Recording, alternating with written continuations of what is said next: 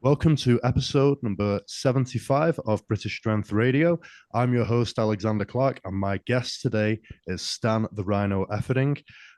For those of you who don't know Stan, and I can't imagine that that's many of you, as Stan is an extremely influential figure in the sport of powerlifting and much wider. Stan has been an IFBB pro bodybuilder, an all-time world record holding powerlifter. He actually beat one of Konstantin Konstantinov's records. He is the creator of the vertical diet.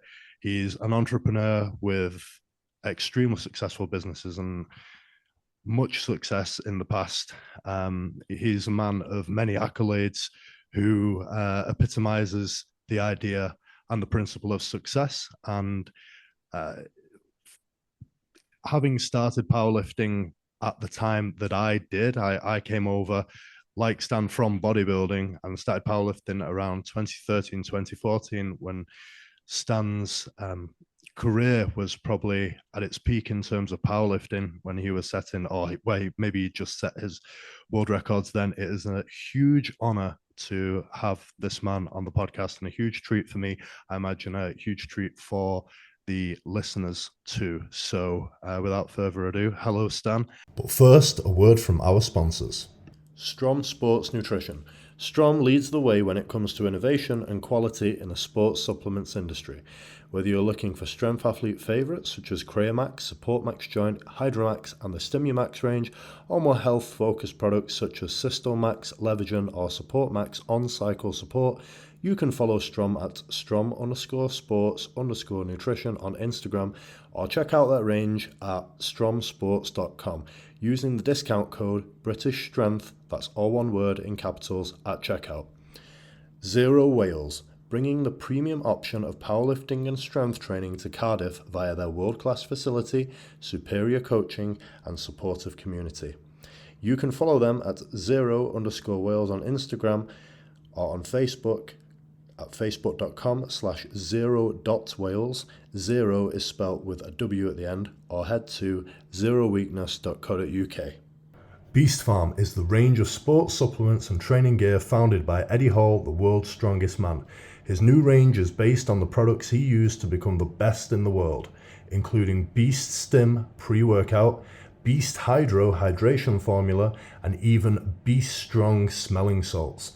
Check them out at beast.co.uk and use the code BSM10 at checkout for 10% off your order. That's BSM10. If you would like to support the creation of more episodes of this podcast, then head over to BritishStrengthMagazine.com and subscribe to British Strength Magazine for articles by the brightest minds in the UK strength sports industry and interviews with the world's strongest athletes. How are you doing today? Thank you, brother. Appreciate you having me on. I feel kind of bad. What's the weather like where you're at? As you can imagine, in the UK, if you have that typical vision of very dreary, wet, damp, cold. Yes, indeed. I've climate. been to the UK.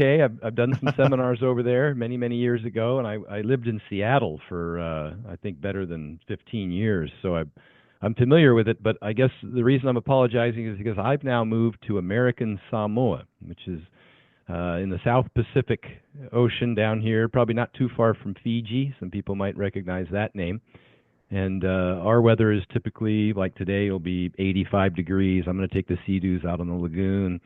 So I'm going to have a very different day than you.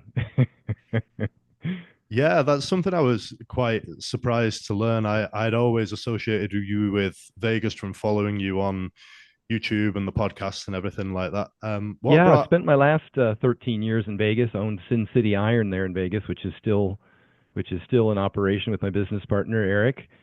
And I had quite a good run there. I enjoyed Vegas. I set my world records, I think, while I was living in Las Vegas. So what brought about the move to American Samoa? Well, my wife was born and raised here in Pava'ia'i, one of the villages on the island, and we'd been back and forth over the years visiting the family, and came down over Christmas and just had another great time. And I've got a little 10 and 12-year-old, and raising kids in Vegas, I'm a bit of a helicopter parent, and so it just felt I wanted to put them in an environment that was more conducive to families around here. Of course, you've got many generations of the same family, all living here. You often hear it takes a village to raise a family. So uh, first and foremost, that was the priority. And then beyond that, it's just it's a tropical island paradise. It's kind of like Honolulu in terms of weather. A little rainier here in the wet season, but it's a beautiful volcanic island. Just obviously the ocean's fantastic, but you've got huge, you know, green growth, and I'd kind of missed that, having born and raised in the Northwest, Oregon, University of Oregon grad, in Washington, where I lived for a long time. You go to the desert Vegas and live in the sand and the brown for a long time, you kind of forget what green looks like. And I've settled in here quite nicely. I've got a little golf cart that I cruise around the island on. It's a 25-mile-an-hour speed limit on the island, and so I get by quite nicely on the golf cart. They've got a beautiful golf course up here that overlooks the ocean and the mountains. And of course, I mentioned I've been swimming quite a bit, and they have a team down here that plays this nasty little addictive sport called pickleball. And I've taken on an addiction, and so we go out and play every day. A bunch of us get together, and they've got some a big facility with indoor courts, and so we have a American Samoa Pickleball Association, and I've met a lot of great folks that come out and play, all ages. Just get out there and just enjoy hitting the ball around. That's really cool. I mean, so you sound like you've settled in amazingly. When you told me that you were in American Samoa, I'd never heard of the place, honestly. And Yeah. I was sat with my girlfriend. I looked it up on maps, and anyone at home who wants to do this, just kind of look up American Samoa. It's the tiniest little island It is. in the middle Yeah. of the Pacific, right? And it's If it were a rectangle, it'd be about 4 miles wide and 20 miles long. That's it. wow. 50,000 people live on this little rock. Yeah, and you're closer now to Australia than you are to the US. You're a, Yes, I was just at Capo Meet a couple of months ago in Australia. It's actually a direct flight from here, about 5 hours. We have to actually hop a little flight over to Samoa. American Samoa is different than Samoa, and so we hop a little prop plane over to Samoa, and then from Samoa to Brisbane was about a 5 hour jog, where I attended the Capo Meet here just a few months ago. yeah, that's quite some change. And how's training going over there? What do you do for training now? Is there a community of powerlifters, or is it something that you've kind of set up in terms of setting your own gym up and this, that, and the other? Not a big community. I was just uh, judging a powerlifting meet over the weekend. As a matter of fact, Oh, on cool. Friday we had a powerlifting meet, and Saturday we had a bodybuilding show, and I was judging both. Uh, there is a group here. There are at least four gyms. They're all, as you'd expect in this salty, wet weather, a bit rusty. The equipment is, but they're relatively complete. You got everything you need. I mean, how hard is it to get a squat, bench, and deadlift set up? Yeah. But they have a full bodybuilding facility down here, and called Evolve Fitness, and they've got all the machines and the like. And again, they're a little rusty. I take my WD-40 in from time to time, so I'm not I'm not going against extra resistance. I'll have to tell you that a story about that if we get to it. But it's there's definitely plenty of lifting to do. There's a huge, I think, per capita, the American Samoan kids are the highest representation of NCAA and NFL football players. They're a huge, Wow. very large, very strong boys come out of this community. Of course, rugby is a big sport, Yeah. but football is the number one. You see a lot of exports from American Samoa going into NCAA Division One colleges and getting scholarships, and they're just a very strong, very big, naturally large, powerful people. Yeah. Yeah. I mean, you can tell that just looking at the rugby team, and I think.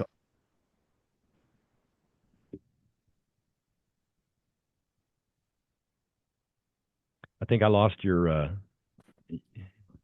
Hello, can you hear me now? Now I got you. Yeah. Yeah. Okay.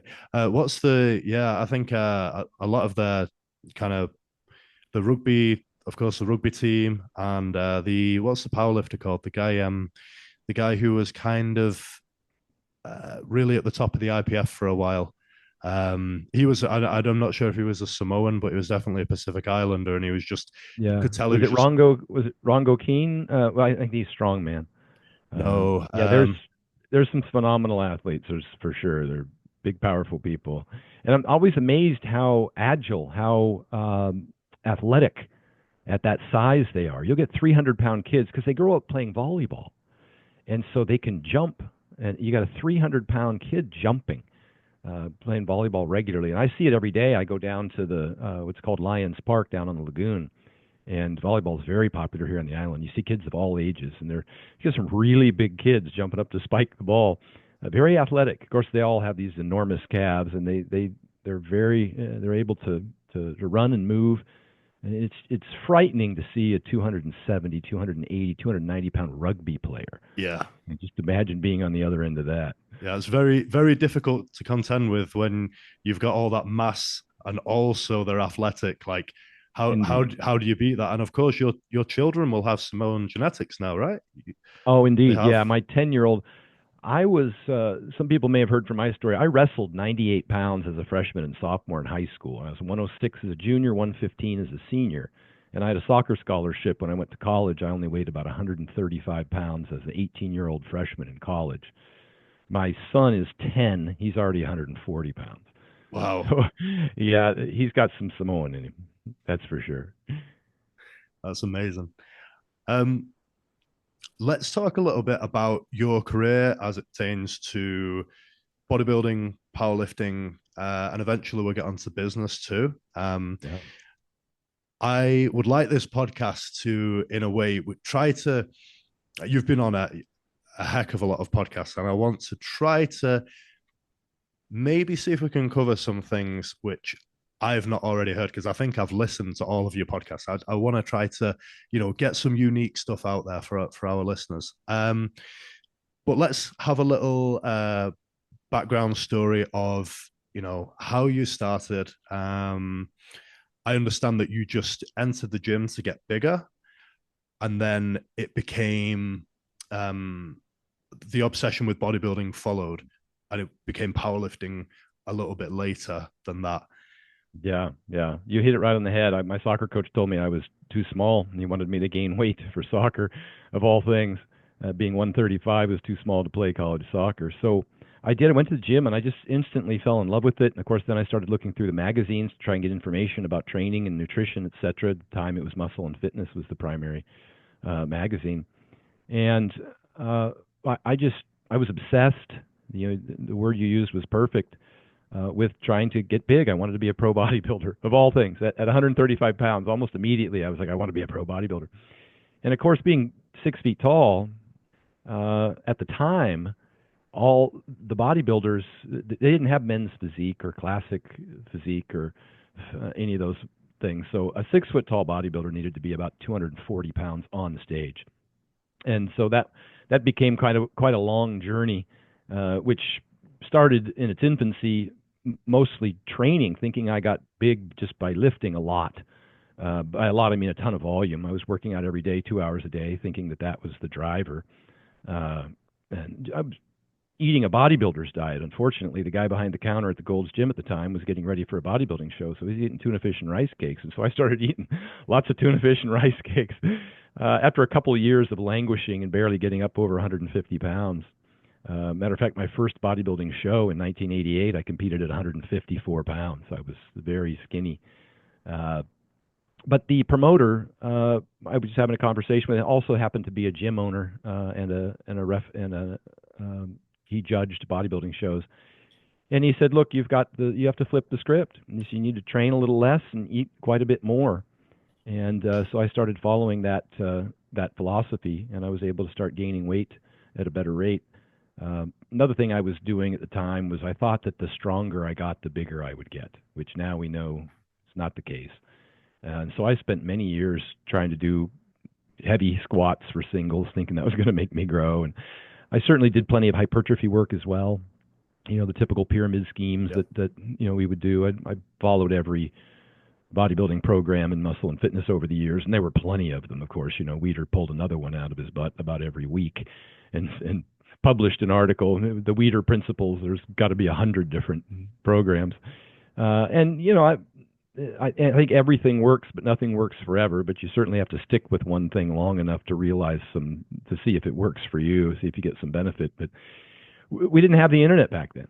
You know, we're very blessed now to have all the research that we have and all of the academically credentialed, but also highly competitive minds in the industry that I respect their opinion because they also are good bodybuilders or good powerlifters. So they apply what they learn, the science that we've seen. And I know there's plenty of disputes over a lot of the details, but generally speaking, we've got a pretty good idea now. A lot of things I didn't learn when I studied exercise science in the late 80s that we just weren't aware of. And now we have lots of great information that people can. I've always said if I knew then what I know now, how much the learning curve would have been much faster. I would have been able to accomplish much more, much sooner. But that's kind of how it started in its infancy. And I just, by trying to get bigger by lifting heavier, I ended up getting very strong. That's for sure. And even now we know that I probably didn't need to lift as heavy as I did and to failure all the time, which is what I did, of course. Didn't we all? But it gave you maybe a good foundation for powerlifting, trying to get stronger. You didn't even know, you maybe didn't know that you were going into powerlifting, but by trying to get stronger, maybe that laid the foundations. I think, given what I know of the time that you were beginning bodybuilding, was that in the 80s, did you say? Yeah, 1988 was the first show. And I didn't compete in powerlifting until 1994, I think. It took me quite a while to get enough strength to where I could actually compete in powerlifting. You were quite fortunate then to stumble upon that advice in terms of if you want to get bigger, you need to train a little less, you need to kind of back off on the volume, because I think back in those days, you had, of course, you had like Mike Mentzer and his school of thought. But other than that, like everything was 6 days a week, maybe double split training. Yeah. So in a way, lots of volume, 4 exercises, 4 sets of each. So you're doing 16 sets per body part twice a week. It was a 32 set week for every body part. What did you end up with? Like when you spoke to the gentleman behind the counter, what was like your set and rep scheme? How did it end up from that massive volume? Yeah, mostly pyramided. We'd do a 12, 10, 8, 6 or something like that for your 4 sets, mostly pyramided, and increasing the weight, decreasing the reps on each subsequent set. That was kind of the foundation. How did it? Is that what it started from? What did it switch to when you cut it down, though? What was your? Were you like I cut down the frequency. I stopped doing the double splits, and I stopped doing 16 sets per body part. I started training. Generally 4 days per week. It went down to from 6 days a week down to 4 days per week. And maybe, it's been a long time, but I think we tapered it down. Usually, because I wanted to lift a heavy weight, we would work up to a max single if it was bench press or something like that, or deadlift. Even squat, we'd work up to a pretty heavy single. And then we'd go about doing our repetitions afterwards. We'd drop the weight, increase the reps, and do a few back off sets like that.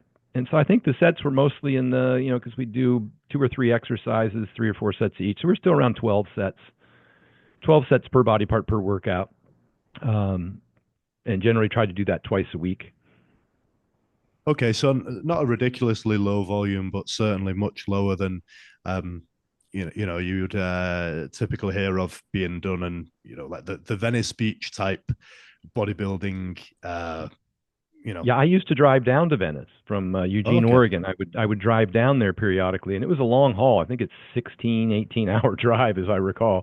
Wow, something like that. And we'd take a road trip and go down there in college just to sit and watch people train and see if we could ask questions. And a lot of the names that were in the magazines, of course, were there at the time, because in the absence of Instagram and social media, you kind of had to be at that one place to be with Joe Weider and around all the other bodybuilders. And so that's how it became the Mecca, is everybody went there to train. Now, of course, you can build a career out of your garage with your iPhone. so you don't really have to be anywhere in particular. But those were the days when that was between golds and worlds. All the pros, the vast majority of them that were the U.S. pros in particular, and a lot of them internationally who would move here and train for a while, under Weider's tutelage and his finances. There were a host of guys that would pay to house and feed these pro bodybuilders, and it was really hard. Not to get too distracted, but when I was coming up, I mentioned, a 6-foot bodybuilder had to be 240 pounds ripped. The number of pro cards that you could earn, opportunities to become a pro during that time, the late 80s, early 90s, they gave out one pro card for each weight class at nationals, and that was everybody over 198. That was heavyweight. There was no 225 at the time, and then there was a 176 and I think a 154. They had a lightweight, middleweight, heavyweight. I think there were only 3, best of my knowledge. It was a long time ago. But they gave away one card for each weight class. And at the USA's, they only gave away one card to the overall champion. Okay. And it wasn't for a number of years that the North American Championship secured another pro card. So there were, for heavyweights, there were 3 cards a year, potentially, that you could give out. And that's why you had this long list of incredible top national guys that weren't pro. And when they finally turned pro, that same year they would walk onto the Olympia stage and place top 10 because they had such a huge number of great guys that were pushing that, that upper echelon. But that was the challenge at the time. Those were the characters, all the big names that we recall from the 90s. Yeah, and you were probably coming up in the deepest in terms of the most talented era of bodybuilding in a way, the Flex Wheelers, the Kevin Levrons, et cetera. Even the guys who were kind of like a mid-tier were still really, really good and would be good enough to, at the right time, turn pro and make, top 5, top 10 Olympia contenders now. Do you have any good, interesting experiences or good stories from the times when you were, in college and you would take those road trips down from Oregon, was it? Yeah, we'd drive all the way down there. Those were great times. We're just trying to get knowledge. We'd go down and ask anybody who would answer questions for us at the time. I started working for Gold's Gym's Nutrition Analysis. I don't know if you remember that computerized program. I think it became Apex after that, which was a nutrition program. So that got me down to Venice on a working basis to train with the folks from the Gold's Gym Nutrition Analysis program, and I had the chance to talk to more pro bodybuilders and get more information from them about what they were doing. But it was an incredible experience. As you know, back then, the guys would train twice a day, as mentioned. They were a high volume group. They would sleep 9 hours a night, nap every afternoon, and train twice a day. But that's all they did because Weider supported a huge number of them. They had good sponsorships from supplements at the time. And they would work out, then they'd walk over to Firehouse Restaurant right there a few blocks away. Now you'd have to step over bums and past tents and sleeping bags to get there, but that's how Venice has evolved. But they'd eat there sometimes. Flex would eat there sometimes 6 times a day. He would he lived just down the street, and he would go to Firehouse, and so that's what we would do. We'd go down and train. We'd go to Firehouse, and we'd rest, and we'd go back and train. And that was everybody that was down there competing at the time had the same routine, and that's kind of why we started that 2-a-day, high volume sort of routine. Because that's what these people did. But we didn't have their resources. I had a job. I was in college. I was working construction. Couldn't afford the food. Didn't have access to as much or the different types of performance enhancing drugs that they had at the time. You were lucky to be able to get a hold of a couple of vials of Sustanon a week, which I talked about in quite detail in on a podcast with Vigorous Steve, and then also with Derek from More Place More Dates. That at the time we thought, a couple of cc's of Sustanon was a huge cycle, and nowadays that's kind of a beginner dose, but just on a couple of cc's of Sustanon at the time and 20 milligrams of D-ball, I got up to over 290 pounds by 1995. And I thought I was using a lot of stuff. And then I get reintroduced to bodybuilding and powerlifting in 2008 when I met Mark Bell and started looking a little deeper into what everybody was doing. And I met some of the greater, the better powerlifters at the time. I find out that was quite paltry, and so I chased the bigger numbers with the bigger doses at the time. But comparatively speaking, I deadlifted 782 with no belt in 1995, weighing 275, on 2 Sustanon a week and 20 milligrams of D-ball. And I wasn't that much stronger in 2012 and 14 when I pulled 837 was my biggest pull, but generally speaking, I was in the low eights, 810, 812, with, considerably more. So I've always cautioned people that you have a lot of levers to pull. And if you're constantly just pulling the take more gear lever, I think not only do you not learn how important the other levers are,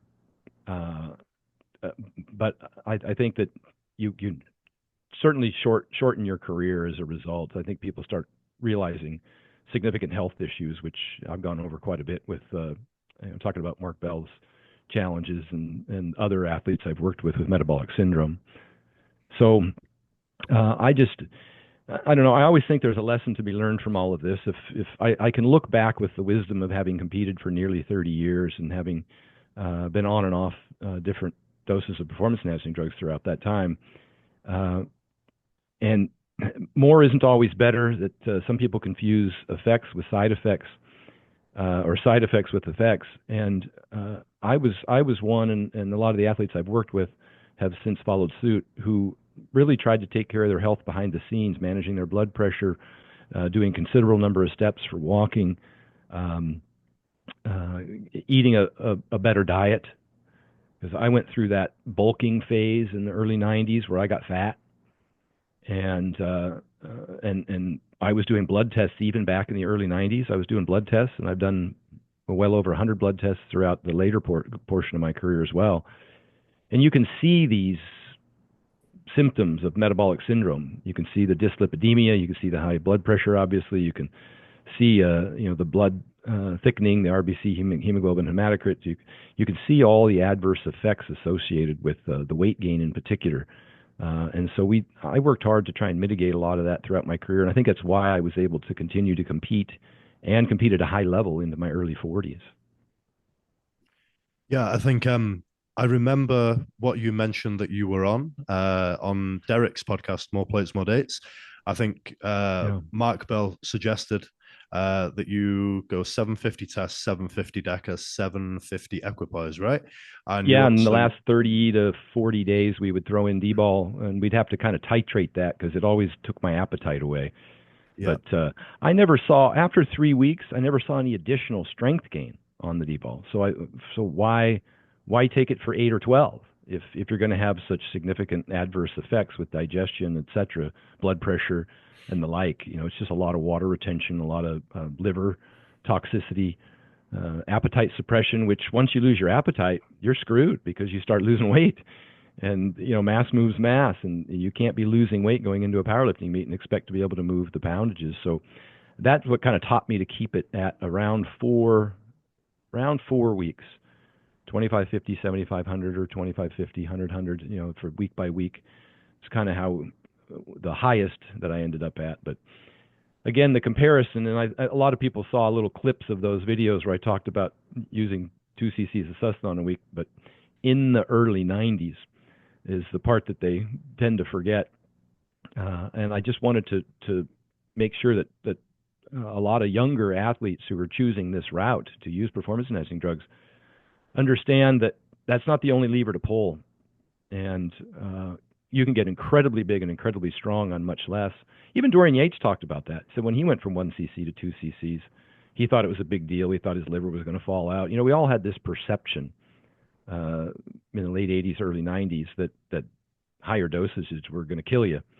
And it's not necessarily the higher doses themselves. It's the side effects such as the high blood pressure and the significant amount of weight gain that becomes pretty damning. And that's the challenge, is that I think people just believe that they can only compete at that level on an extraordinary amount of stuff. Flex Wheeler only had me on, well, I say only, but comparatively speaking, the most I had ever taken up until the time I worked with Flex Wheeler was a gram a week. He had me prepping for when I got my pro card.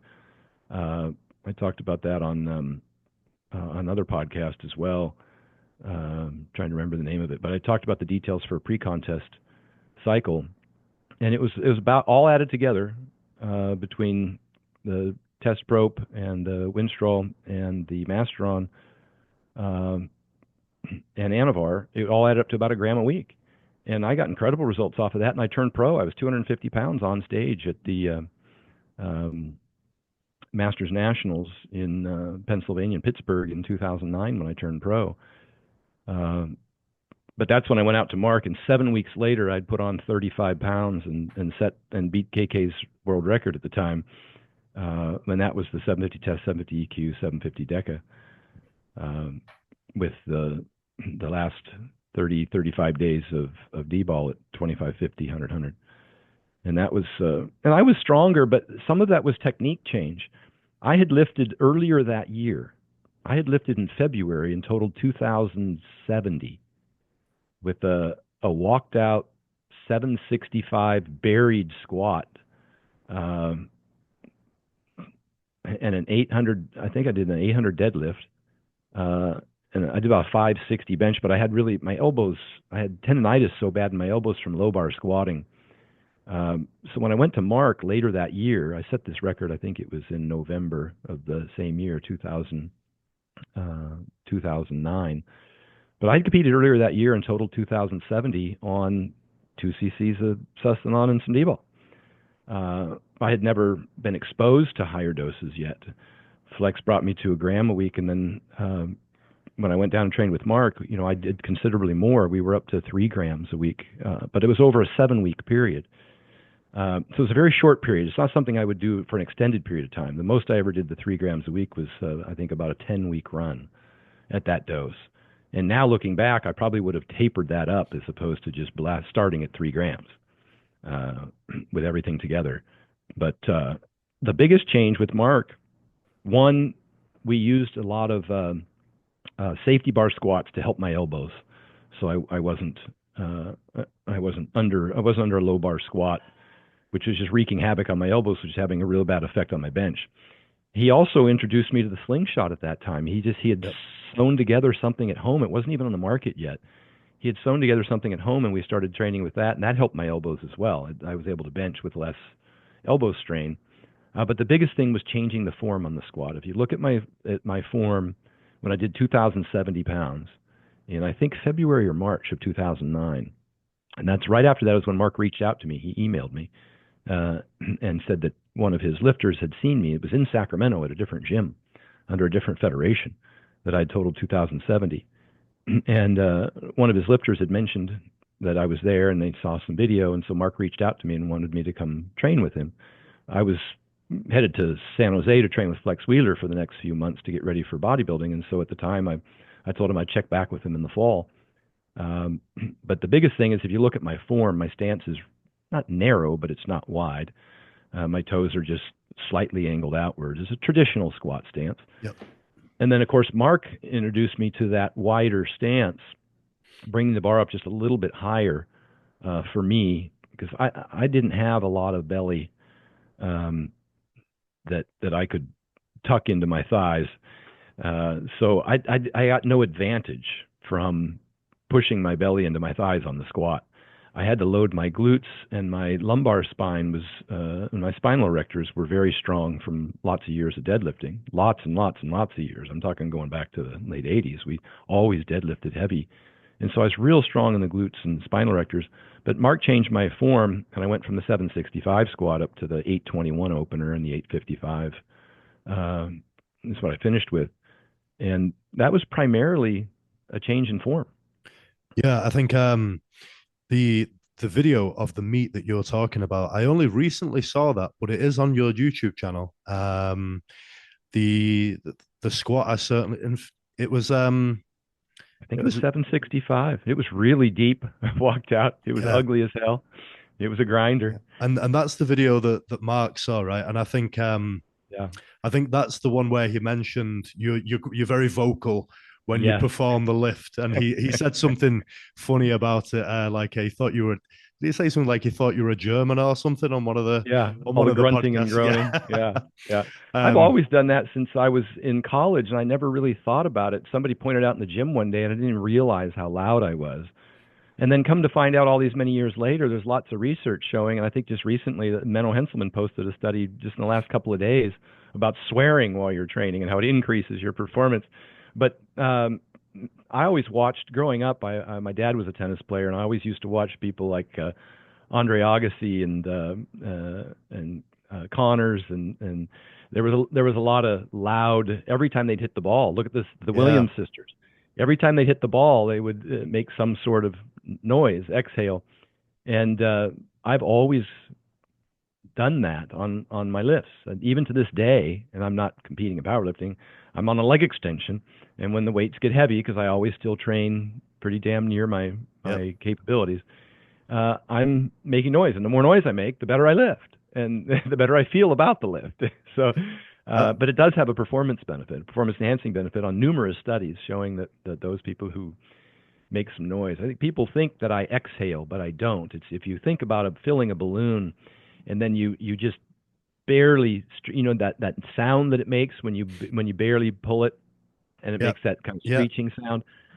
I exhale. I do make some noise, but I'm not losing my Valsalva. I'm not losing my bracing. It's almost like I just opened a little bit of I just pulled that balloon apart at the neck, and all you're hearing is just that little bit that comes out, and then all of a sudden when I get right past the sticking point, then I'm completely exploding. I think it's a very natural thing to do as well, isn't it? Especially coming from a bodybuilding background. I don't know why, but Yeah. on those harder reps, it's just natural Yeah. to let a little bit of something out. Yeah, I'm the same. Maybe not when I'm powerlifting, but certainly when I'm doing any bodybuilding accessory, there's like a little grunt on most reps, and then the grunts get louder and louder and louder. Yes, indeed. The heavier Yeah. and harder it gets. You mentioned obviously you touched a lot on performance enhancing drugs there, and um, I think yeah, I would second what you said there. Of course, you've got many more years of experience, and having succeeded with the courses that you ran and things like that. But I would certainly say that I've tried lower doses, I've tried higher doses, and honestly, beyond about 500 tests, beyond about 250, 300 deca in that range, and then maybe something else like a master on some type of DHT, but not a massive dosage. Beyond that, it doesn't make a difference. You get more side effects, and More side effects. the orals, like you said, I can't. You know what? The best performance I ever had was no orals whatsoever. In fact, I had started the course with orals and got such bad acid reflux Yep. I had to stop. I had to stop, and then for the last few weeks, it was, test NPP Masteron, and that was it. Nothing even Yeah. highly androgenic either. So I've since then, I don't know why, but I've gone back and I've done orals, and I think a lot of the time, like you said, if you're not pulling the right levers, and I think as well, if your body isn't healthy, if you're not moving well, if your tissues aren't injury free, I think you can't compensate. You can't compensate with gear. You can't compensate with anything. I think You're right. if you're not on, if you're not firing on all cylinders, like there's no amount of drugs that will make the difference. I completely agree, and I think it's good to have you say that to our listeners, and to the many other times that you said it to listeners around the world on every type of podcast, because people are reluctant, I think, to actually take it to heart and think, oh no, a little bit more must be better. I don't know if these guys. Do you think there's something psychological there? Because I think so many people must try higher dosages. I wonder why people stick with them, because I don't think there's really any proof that they do make a difference. I agree. I think the reason is because I mean this is old folklore, but we used to think that if you did X number, if you did a gram last cycle, then you got to do a gram 250 this cycle, and then a gram 500 the next cycle, and then 2 grams the next cycle. You think there has to be some sort of progression in order to get a result, and the fact is there's no evidence to that. And, I just think that over time, and you do. I mean, if you're consistent with all the other things, you do get stronger, but if you're going to assume that it's simply because you increased the amount of gear that you used, I don't think you're giving yourself credit for all the other things that you've done. You know, smarter, harder training, better recovery, a better nutrition program, and behind the scenes from all of that is the health component. Nowadays, you know, I've worked with a laundry list. I think most of the folks know that I've worked with some of the greatest powerlifters and strongmen and world's strongest men in the world for many years now, and so I'm very familiar with everything that they're doing. And you know, some use more than others. Some have to eat more calories than others. There are some, you know, genetic predispositions with some, but all of them benefit from the health protocol that we try and implement, from reducing the dirty bulks, specifically reducing the saturated fats. And fats overall, generally, they just don't feel as tired, and they're able to eat more food and feel a little better as a result of it's not so heavy, and the stool quality is much improved. They don't have so many gut problems and soft stool and stomach problems. Would you say that's from? Sorry, would you say that's from reducing fat, the digestion and the gut improves? Partly, yeah, because you see it. A lot of those bulking diets are really high in fat. I mean, they're pizzas and cheeseburgers and bacon, and they're really high in fat. They're really high in saturated fat. And there's just probably not enough bile available to manage all of that fat, and so you end up with soft stool as a result. Kind of like, you remember the old olestra fat that was indigestible, and people ended up getting diarrhea from it. But it's just a matter of, and I'm not to say that's for everybody, but I've just found that a lot of it probably has to do with just the poor quality of that bulking diet. Just includes so many fats, and they're just thinking calories, and I'm really thinking, you know, how do those calories affect them? We still eat a lot of calories, but I just found that the lower fat, especially the lower saturated fat, because you want to control lipids long term. Blood pressure being the more immediate concern for everyone, and a lot of the big, you know, off-season powerlifters and strongmen and even bodybuilders get really big in the off-season a lot. I don't recommend the bulking, but for the heavier athletes, it usually is associated with sleep apnea, so we get CPAPs for the athletes, and it's usually associated with high blood pressure, in which case we're using some blood pressure medication, at least during those times at which the blood pressure's pretty high. Okay. So I definitely want to go on to a little bit of the vertical diet a little bit later, because I mean, there's a lot to unpack there, of course. And I think there are a couple of things I wanted to ask, like specific to kind of our audience. But I was wondering as well, what was your actual? So of course you were bodybuilding for such a, you know, that was your primary goal. You wanted to be a pro bodybuilder. What made you actually enter into a powerlifting competition? What got you into powerlifting in the first place? You know, I was lifting. I thought that the stronger I got, the bigger I'd get. I believed that all through the bulk of the majority of the 90s. And so I was just lifting heavy at the gym all the time. And as it turns out, I was stronger than anyone that I knew, and everywhere that I went. And I went up to, I was sponsored by a guy named Shake, who owned Powerhouse and SeaTac in Seattle, Tacoma, by the airport. And he was at the time kind of the gym that his team was winning all the bodybuilding shows, and he would sponsor the better bodybuilders to come up to the Emerald Cup in Seattle, which was a big national qualifier. It's kind of a stepping stone for our region to see if you were ready for the USA's or nationals. And when I went up there, he had a big team of powerlifters up there that were strong guys. They had 600-pound benchers. I mean, he had a pretty strong group of guys. It was kind of like the his group was kind of like the West Side Barbell of the West Coast at the time. Okay. Long before Mark Bell had emerged onto the scene as the strongest gym in the West. Shake ultimately passed away, as many of these big powerlifters did, with the high blood pressure.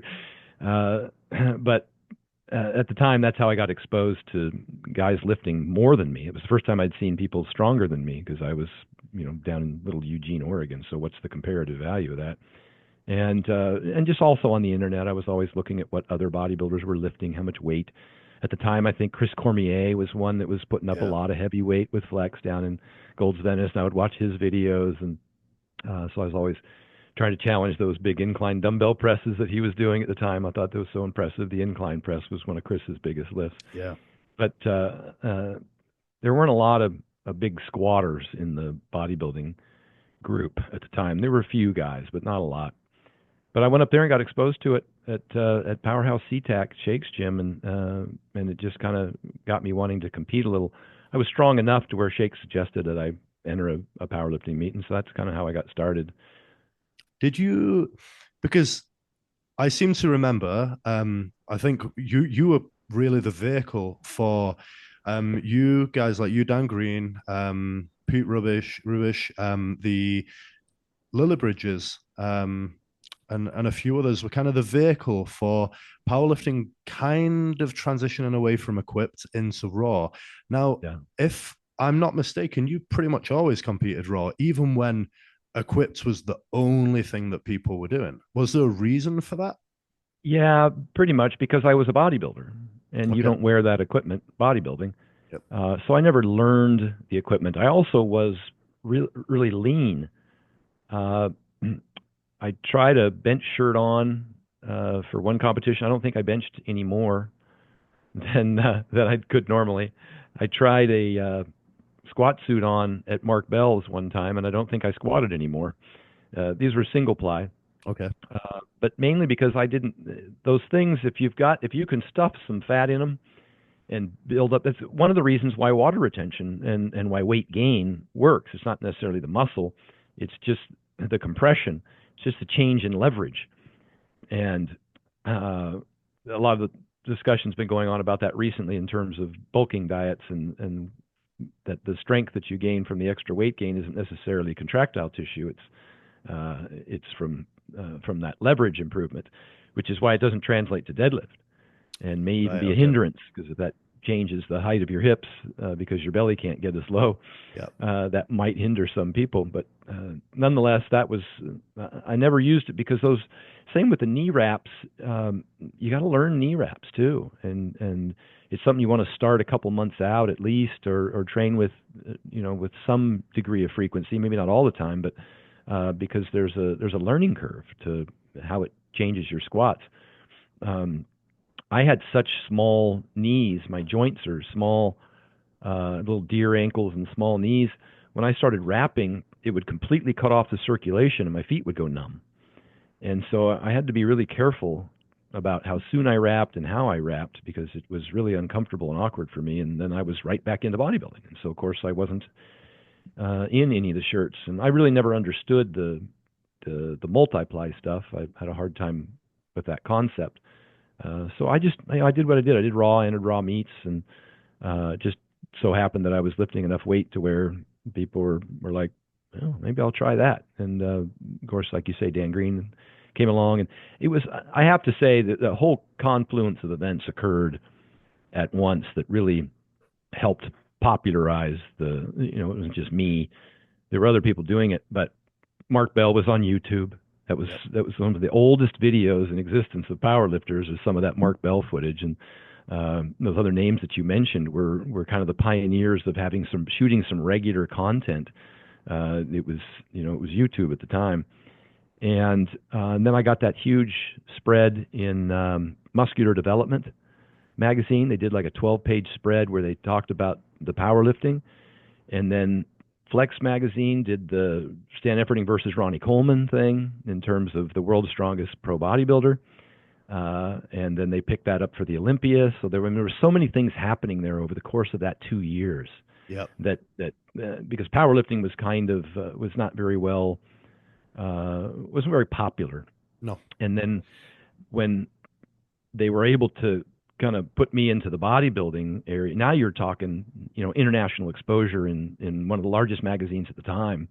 And then all the videos I shot with Flex Wheeler, it was just a good opportunity, I think, for people to see, traditionally, like you said, you'd see powerlifters at weigh-ins would be fat, and then I came in with a six-pack, shredded, with a layout in magazines, and I was very fortunate. None of it was planned on my part. I think it just all kind of fell together to have won my pro card and then set a world record in powerlifting, and then to have all of that production in the magazines, and then the Mr. Olympia, Johnny Jackson, the whole thing, and shooting all the videos and the shit talking. I think it just, people got interested in it. It became fun. It became entertainment.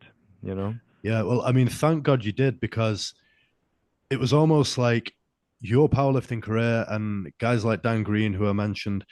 Um, I almost I had the same feelings. Like, I used to compete as a bodybuilder, and I was actually in a gym with powerlifters where powerlifters were kind of getting really into it. But at the time, they were all equipped, and there will be some equipped people who listen to this, so I'm not trying to denigrate equipped lifting. I'm not trying to hate on equipped lifting, but it was always what put me off trying it.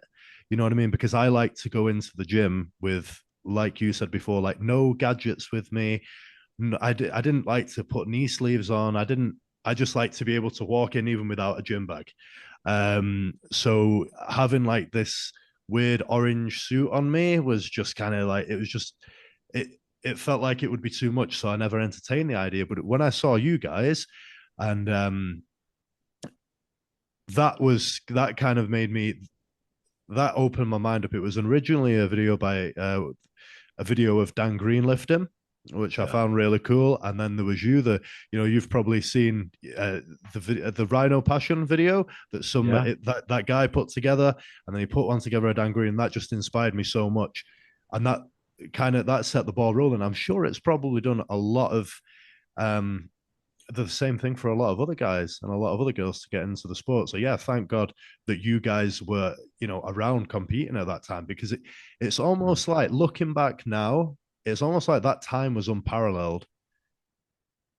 And it's Yeah, I like, never got into you notice, if you look back at all those years, not one time did I ever have a discussion about raw versus equipped, yeah, because that wasn't my battle. It wasn't raw versus equipped. To me, it was powerlifting, bodybuilding, world's strongest bodybuilder. So I had a completely different avenue, and I was being trained by a West Side guy who competed equipped. So, I just wasn't over there trying to create friction between raw versus yeah, equipped. It never occurred to me. Never once. The conversation never came up. I never commented about it. It was what it was. I did what I did, and I was really kind of a bodybuilder that was powerlifting. And whatever conversations were going on behind the scenes about raw versus equipped, I just, they never really I never really got involved in any of that. And it wasn't intentionally or unintentionally no, so. I don't think you Yeah. did. I never interpreted any of that as being negatively charged whatsoever. Like you said, it was, if people wanted to interpret things that way and create debates about it, then that's on them. But yeah, I mean, at the time, did you realize what you were doing for powerlifting when you were doing the world's No strongest idea. bodybuilder? No idea. No? I had no idea. I didn't even know when I totaled that 2070 and 2009 earlier that year. I didn't even know what the world records were. I had no idea. I didn't know what Powerlifting Watch USA was. And the list of world records, I think it's who is his name, Song, that put together that list of world records. I don't know. All the federations and the different age groups and the different geared classic raw, knee wraps. They'd started separating all that. It wasn't until I met Mark Bell and we were talking about it that he showed me KK's numbers. And KK, that's the first time I ever saw a KK video was with Mark Bell. I'm not a student of powerlifting. People who look at my form in my early meets just shake their head because it's not. I'm not a student of powerlifting as Eddie Cohn was. Eddie Cohn was a master of the sport. just brilliant, and studied everything, and was, I was a bodybuilder who lifted heavy weights. Okay. And so, I don't, it took me, it was years after, it was during that time that I was learning with Mark, and other lifters, and meeting with powerlifters and strongmen and the like, that I learned about powerlifting. And it wasn't until subsequent to that that I really looked into the science of strength. Although I was coaching track athletes and football players at University of Oregon with my exercise science studies back in the early 90s. And so, we'd look at strength for performance, for speed, and its application for that. But powerlifting, as far as the squat, bench, deadlift went, it wasn't anything that I had, I had competed in it before, but I didn't know the science of lifting. Of course, it didn't really exist that well back in the 90s either. We didn't. Some of the better science has come out more recently. Greg Nuckols from Mass Research Review, and of course the guys at Barbell Medicine and others. Louis' stuff, but Louis kind of reminded me a little bit of Joe Weider in the fact that there was so much stuff that it was hard to figure out, well, what's the actual plan here? It just, Weider had his Weider principles, but there were like 60 of them. And I'm just a simpler guy than that. I need, just show me exactly what to do and I'll do it. And that was kind of the key to my success. Is I'm a bit obsessive compulsive. And if I could just keep repeating the same behaviors over and over again, presuming that they lead me in the right direction, that I'll do. I was incredibly disciplined and consistent. And that, I think, and I worked on the big rocks, eat, sleep, train. But a lot of the science of lifting at the time I was powerlifting, I was still learning. Yeah, it's come on fantastically, hasn't it? Even just in the past few years, the science of lifting. And you mentioned your mindset there. Let's actually touch on that, because that's one of the things which I feel sets you apart.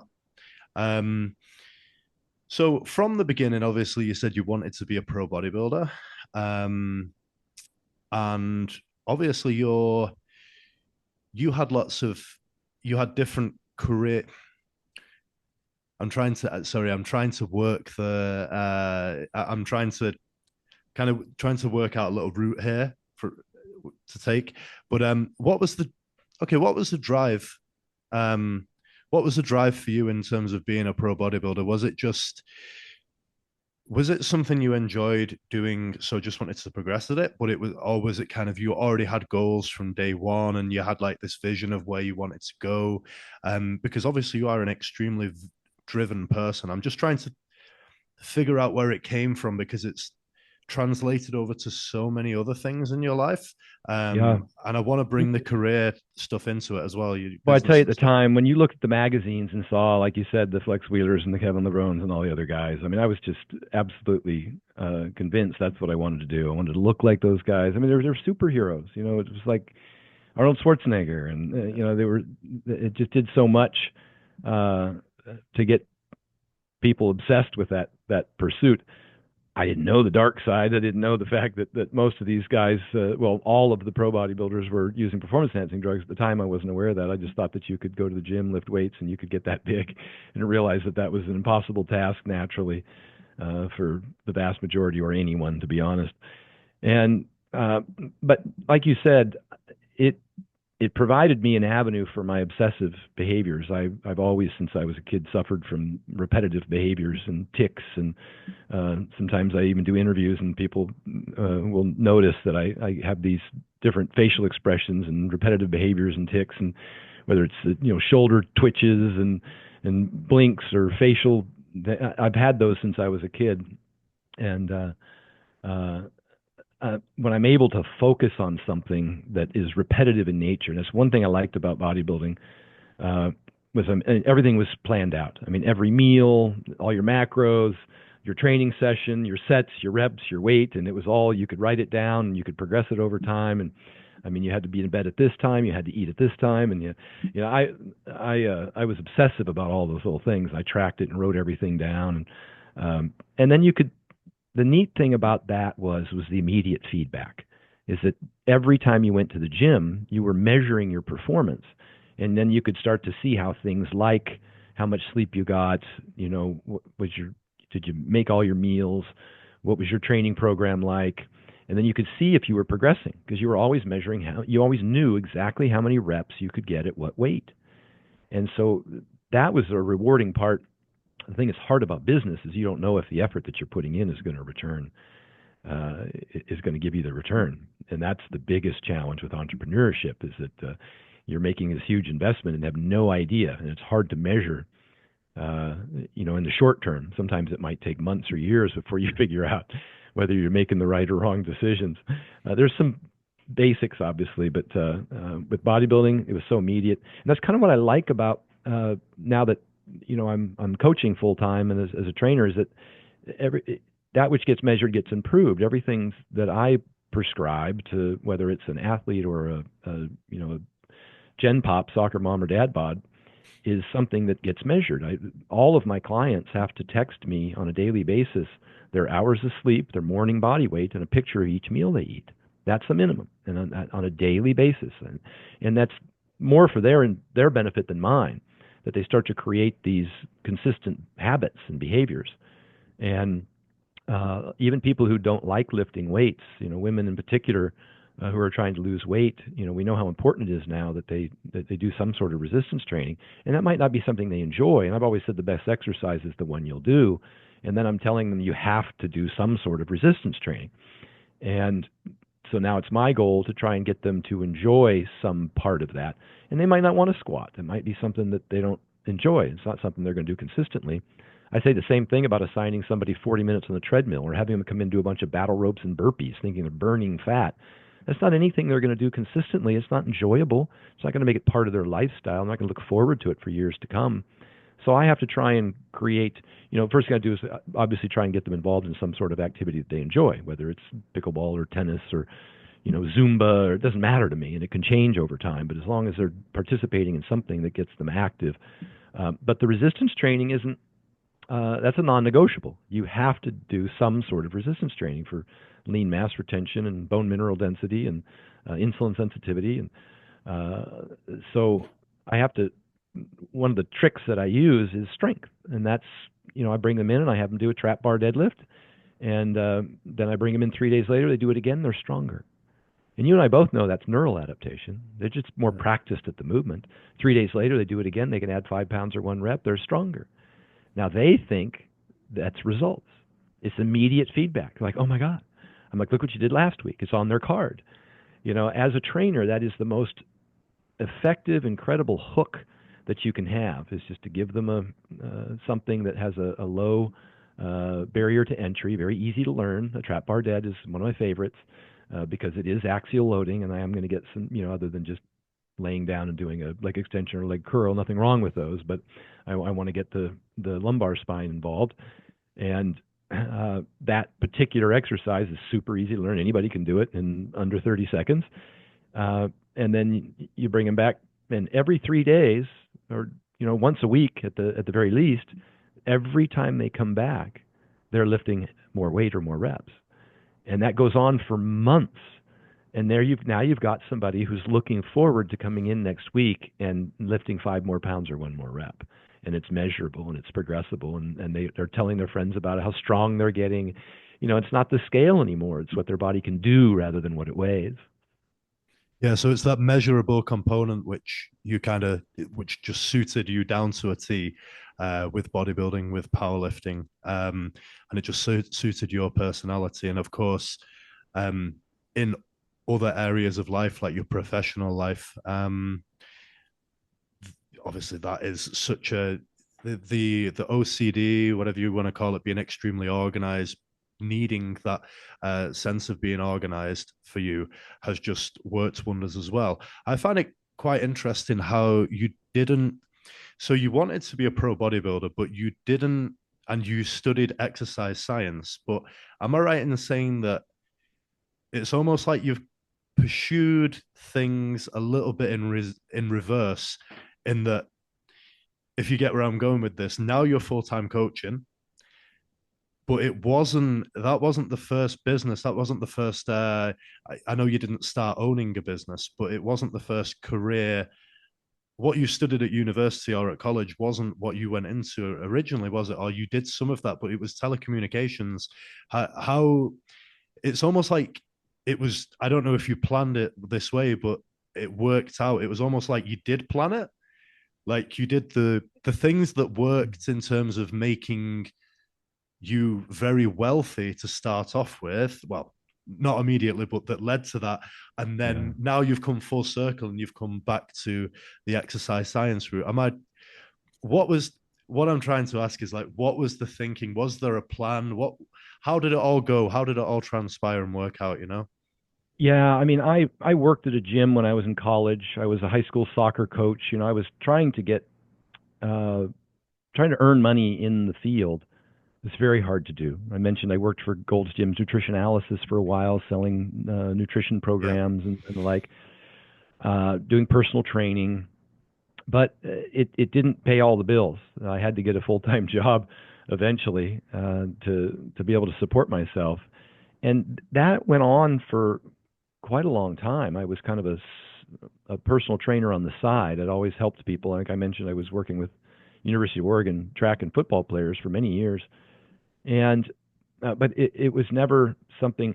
And I had hoped that someday I would get in the magazines and get a sponsorship. Remember, that was the carrot. That was we had this perception that that was could be a reality because all these pro bodybuilders were making these big contracts. That we knew that Joe Weider was paying out tons of money.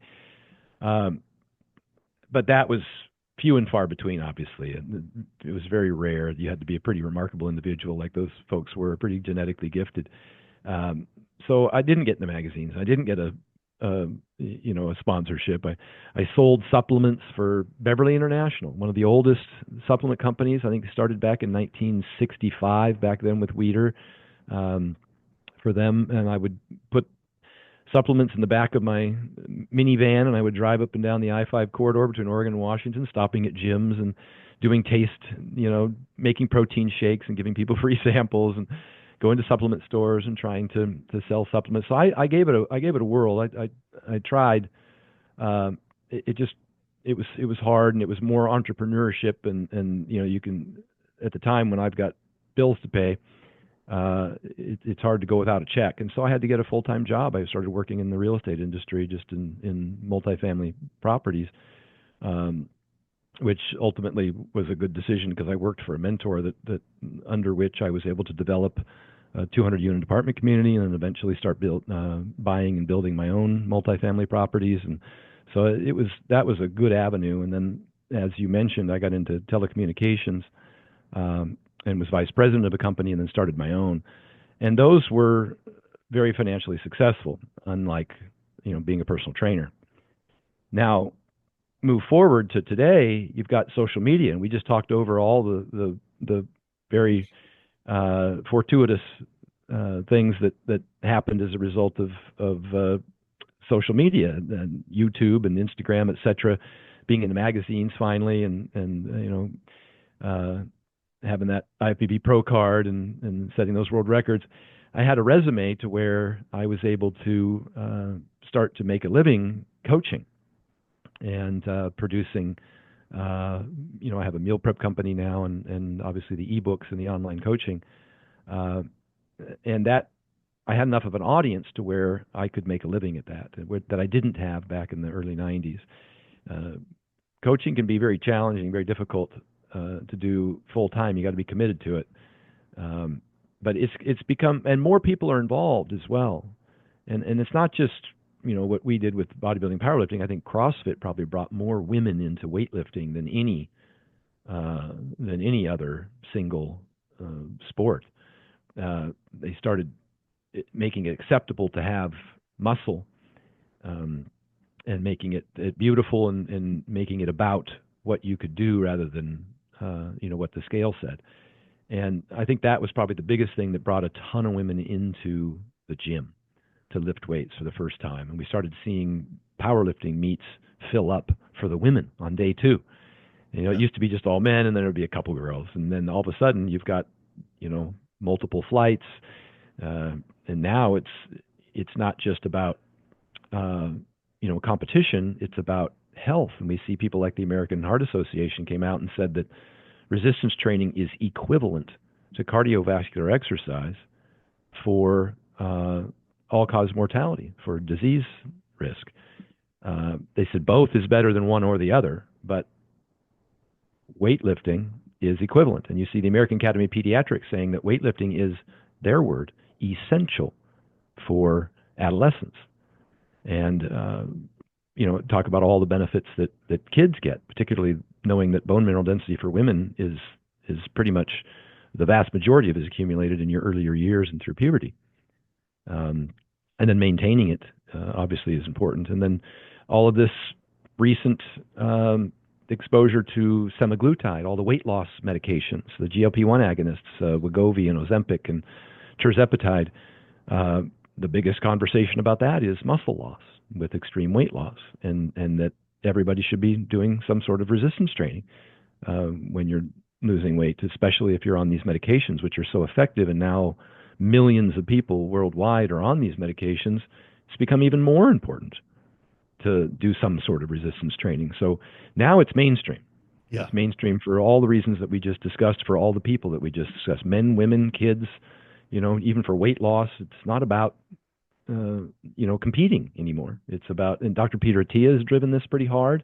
There's a host of other popular influencers that have been talking about the benefits for longevity and not just lifespan, but health span, and how important it is to lift weights. And so now there's a career that can be made out of becoming an exercise scientist or a nutritionist, and helping people, create programs that allow them to be fit and to lift weights.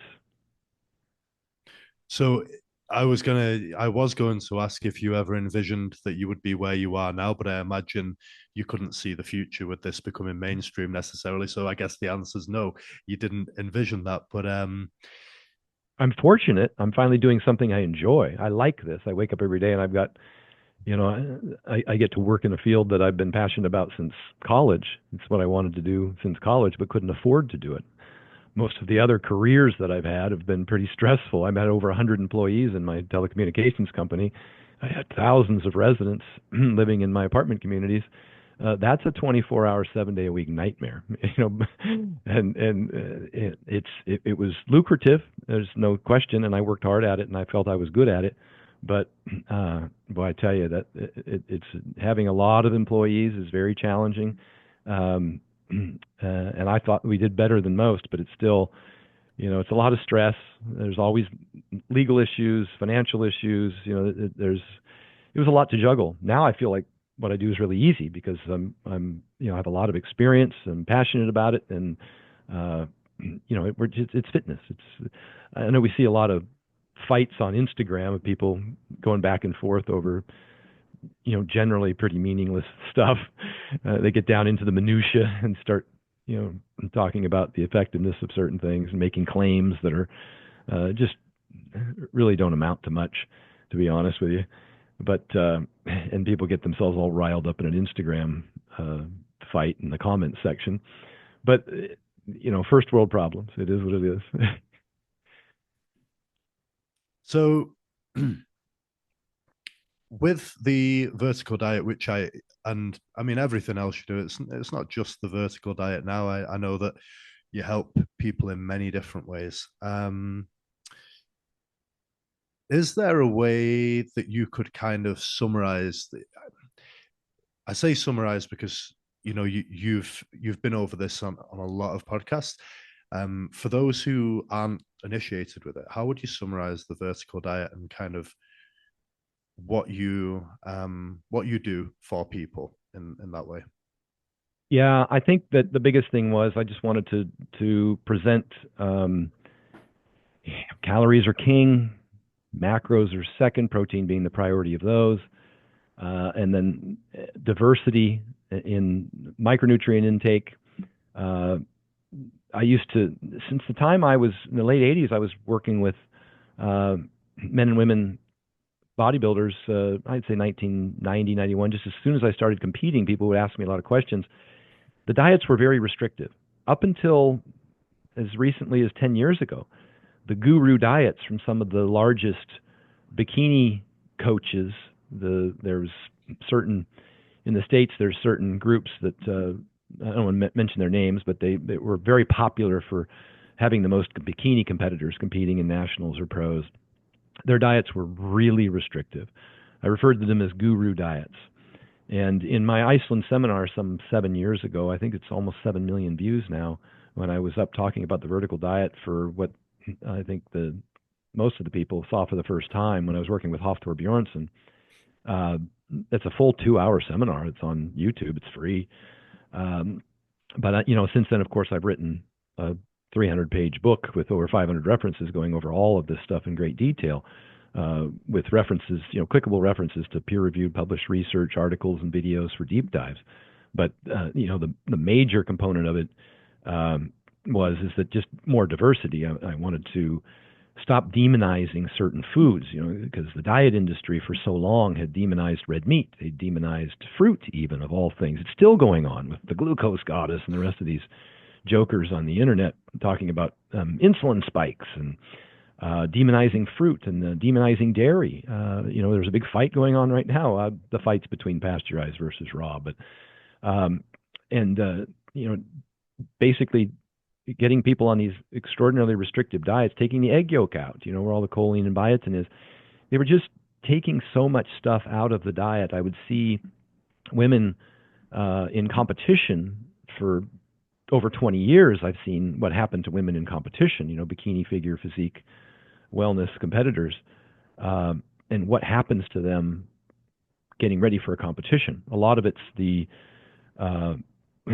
the chronic calorie restriction. It's the female triad, the chronic calorie restriction, the bone mineral density loss, the hypothyroidism, the anemia from iron deficiency. It's very, very common, and ultimately depression, and getting the doctor and end up on antidepressants.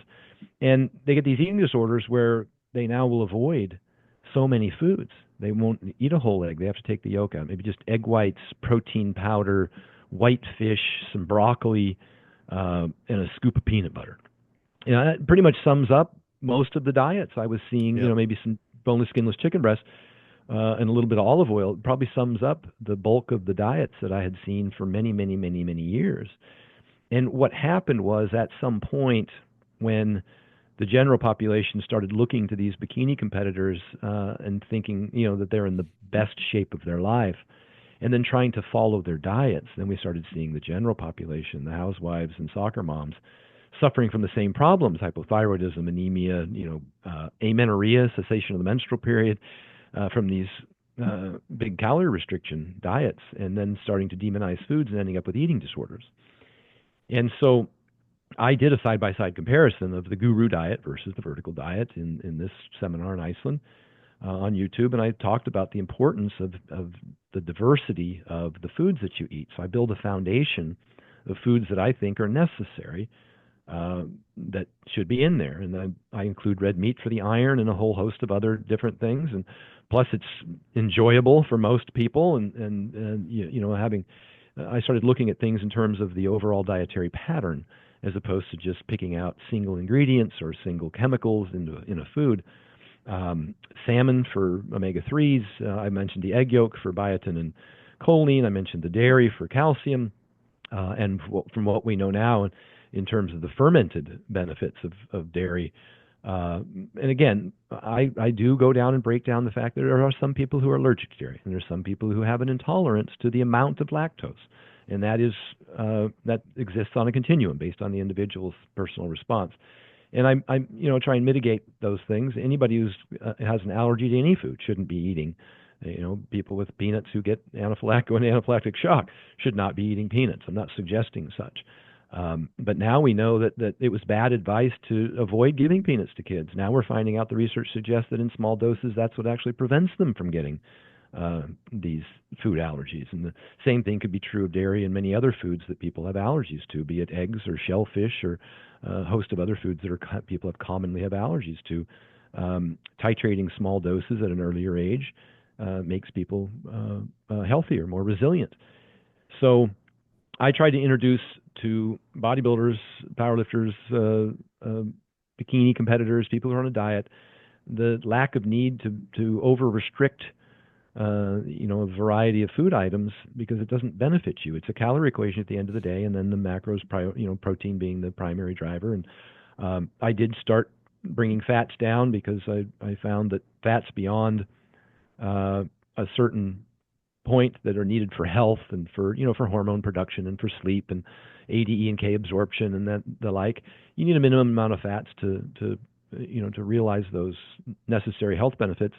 But fats beyond that point didn't lend themselves to performance. And as a performance coach working with a lot of athletes, I wanted them to be able to fuel their workouts because that bout, that stimulus was the primary driver of performance results. And so I found that by keeping carbohydrates in and reducing fats, I could have them stronger longer and perform better in the gym, and that became the measurable component of whatever their athletic endeavor was. And so I did have a lower fat, meaning 25%, 25 to 30% fat diet, and I gradually started bringing saturated fats down as well because of their influence on LDL that I saw in particularly the big athletes and those on performance enhancing drugs, which magnifies the dyslipidemia, the ApoB and LDL elevation. So I wanted a diverse diet that included some foods that I thought were necessary for people to maintain their health. And then if somebody who performed at a very high level, a CrossFitter training 3 times a day, a strong man trying to support 300 plus pounds of mass, a football player, a lineman like Lane Johnson from the Philadelphia Eagles I've worked with for a number of years, he needs 6,000 plus calories a day to support his 330 pounds. Then I started looking at foods that were easier to consume in great quantities without causing digestive distress. And I leaned into the very proven world of the low FODMAP menu from Monash University out of Australia. I'm not suggesting that everybody who uses low FODMAPs needs to only do low FODMAPs. People with IBS, it's been many studies have proven that a significant portion of those who have IBS who use a low FODMAP diet, fermentable oligodimonosaccharides and polyols, will realize an improvement in their symptoms. So I leaned into that to suggest that maybe we should cook some of these cruciferous vegetables a little more for people who have to consume a lot of calories. Maybe we shouldn't eat quite as many of these FODMAPs, garlic, onions, and the like in significant doses because it could lead to a lot of gas and bloating.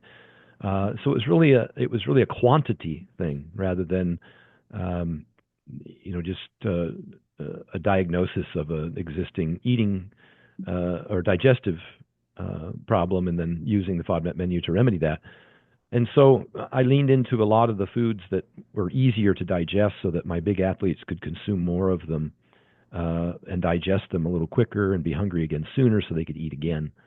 And that was kind of one of the things I think that the vertical diet was known for as well, was the leaning into the low FODMAP foods, which was misinterpreted to mean that I was demonizing high FODMAP foods, which I wasn't. I was just suggesting that in larger quantities you should use less of those and more of the lower FODMAP foods. Yeah, I've certainly since following your stuff on the vertical diet, looked into the FODMAP diet, and I find personally that just changing those vegetables, I think there are low gas vegetables, I think they're called, the green veg, changing which green veg that you eat definitely has an effect on, how it digests, how much gas is produced, and this, that, and the other. So, I think you've had quite a profound impact on a lot of strength athletes, diets, nutrition. I think a lot of people, well, I can only speak for myself really, but I see influence in a lot of people who are now taking nutrition more seriously, and I think a lot of it has come from your teachings that you've spread on the internet in various places. I always say I didn't invent this stuff. I was grateful to have happened upon what other people have created. The FODMAP diet from Monash University is an example of that, because I said if I wish I knew that then what I know now. Throughout my career, from starting as a little skinny guy, bulking all the way up to nearly 300 pounds, and then dieting down to bodybuilding show, and then bulking back up for a powerlifting meet. You've heard me say on a number of podcasts now that throughout my career, from bulking up and dieting down, I've gained and lost over 1,000 pounds, and that's conservative. Bulking to powerlift, dieting for bodybuilding. And throughout that time, of course, I've experienced a lot of different digestive problems, and working with a lot of athletes who I find have a much greater exposure to those kinds of digestion problems than the general public, because they diet more extremely and they bulk as well, things you don't necessarily see very often in the general population.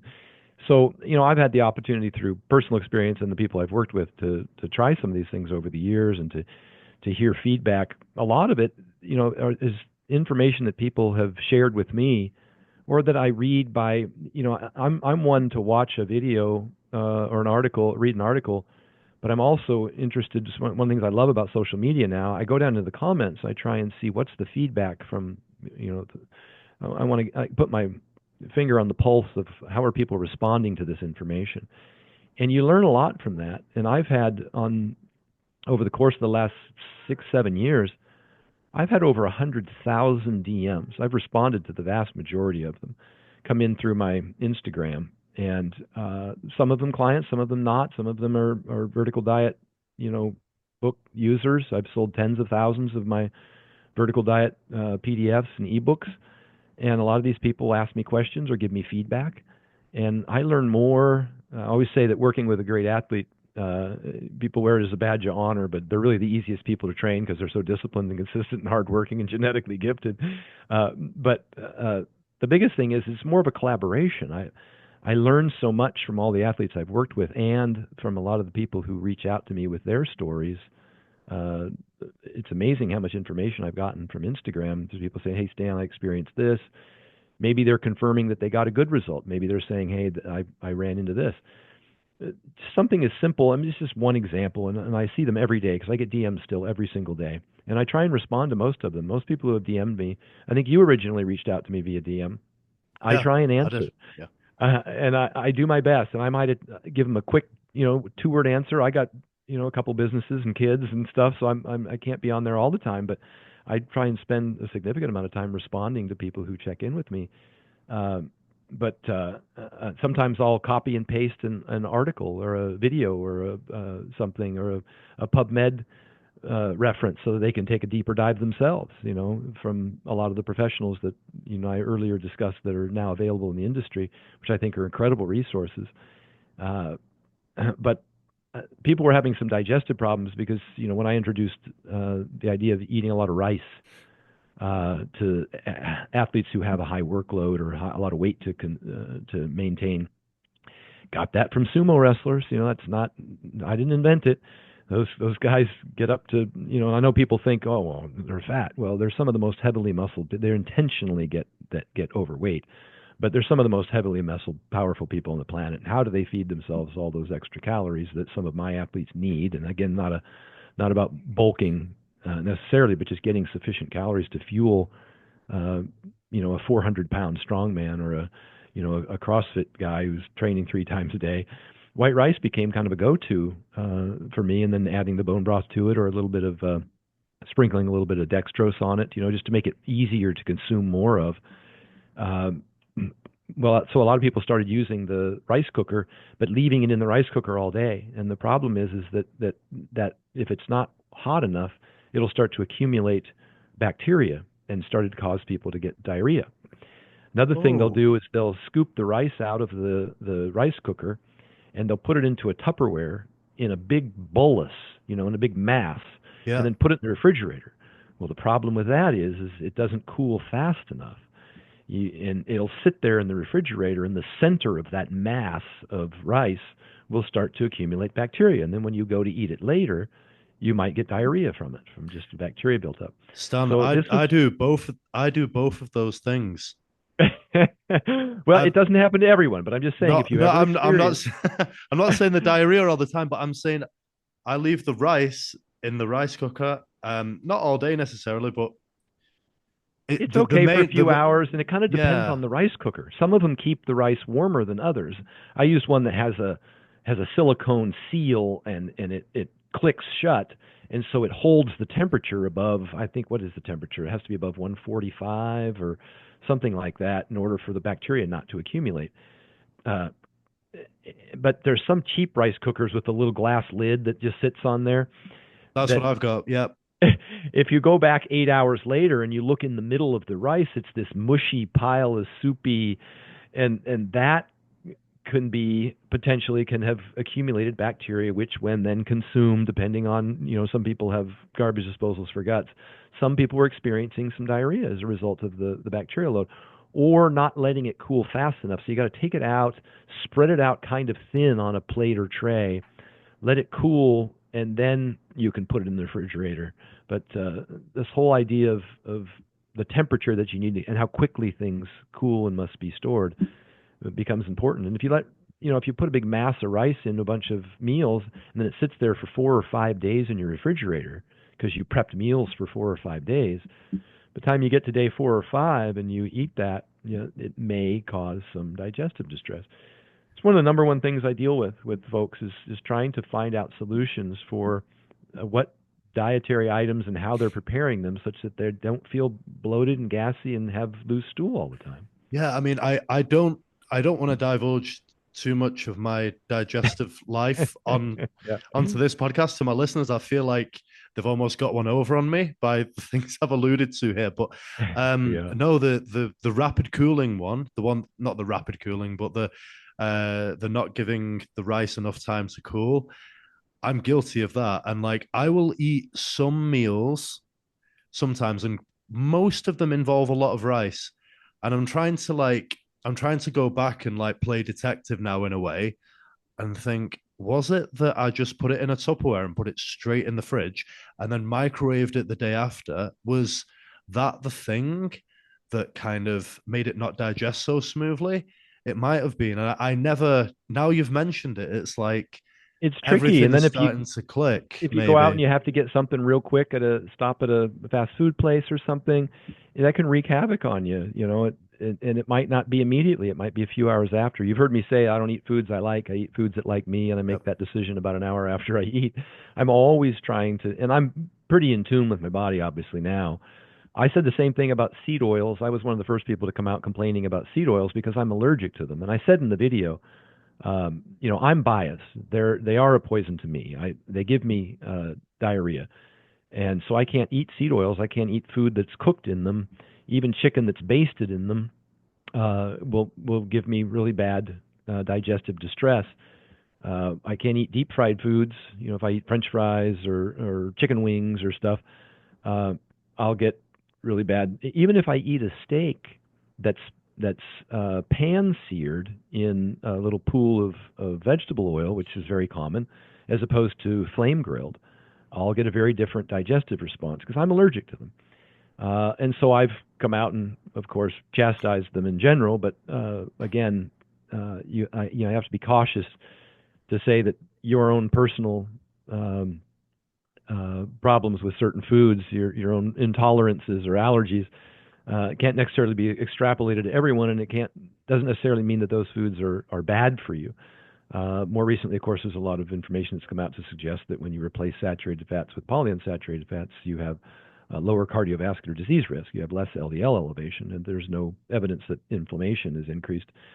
I don't like the fact that 70% of seed oils are consumed as part of ultra-processed, highly palatable foods, which leads to overconsumption. Kevin Hall's studies showing that people will eat almost 500 extra calories a day of ultra-processed, hyper-palatable foods, and 70% of the foods that we eat, of the vegetable oils that we consume, are in those foods. And so that's a correlation, not causation. If you would replace those vegetable oils with some other fatty source, you'd still overconsume them. But it's kind of like the big fight now with kind of food babe squawking about dyes, red dye 40 or something in a food, complaining that has some effect on your health, when in fact it's not the red dye 40, it's the foods that they're in. it's the Fruit Loops and all the other types of foods that generally have some sort of artificial coloring in them are foods you probably shouldn't be consuming a lot of.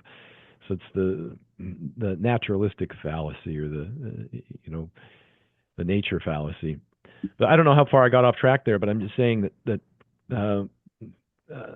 when it comes to digestion, there's four things I look at. Even when I talk specifically about the FODMAP diet, it's individualistic. There's a lot of variety in how different people respond to different foods. It's dose dependent. We mentioned briefly, we talked about lactose and how much dairy some people can consume, smaller amounts and larger amounts. So it's dose dependent.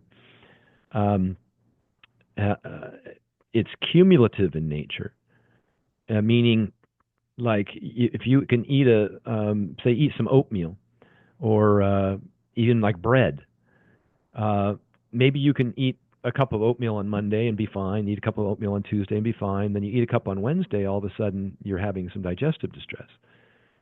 Well, it's because it's cumulative in nature, because the bacteria in the large intestine that responds to, and I'm not saying oatmeal is a bad food. This isn't a good food, bad food conversation.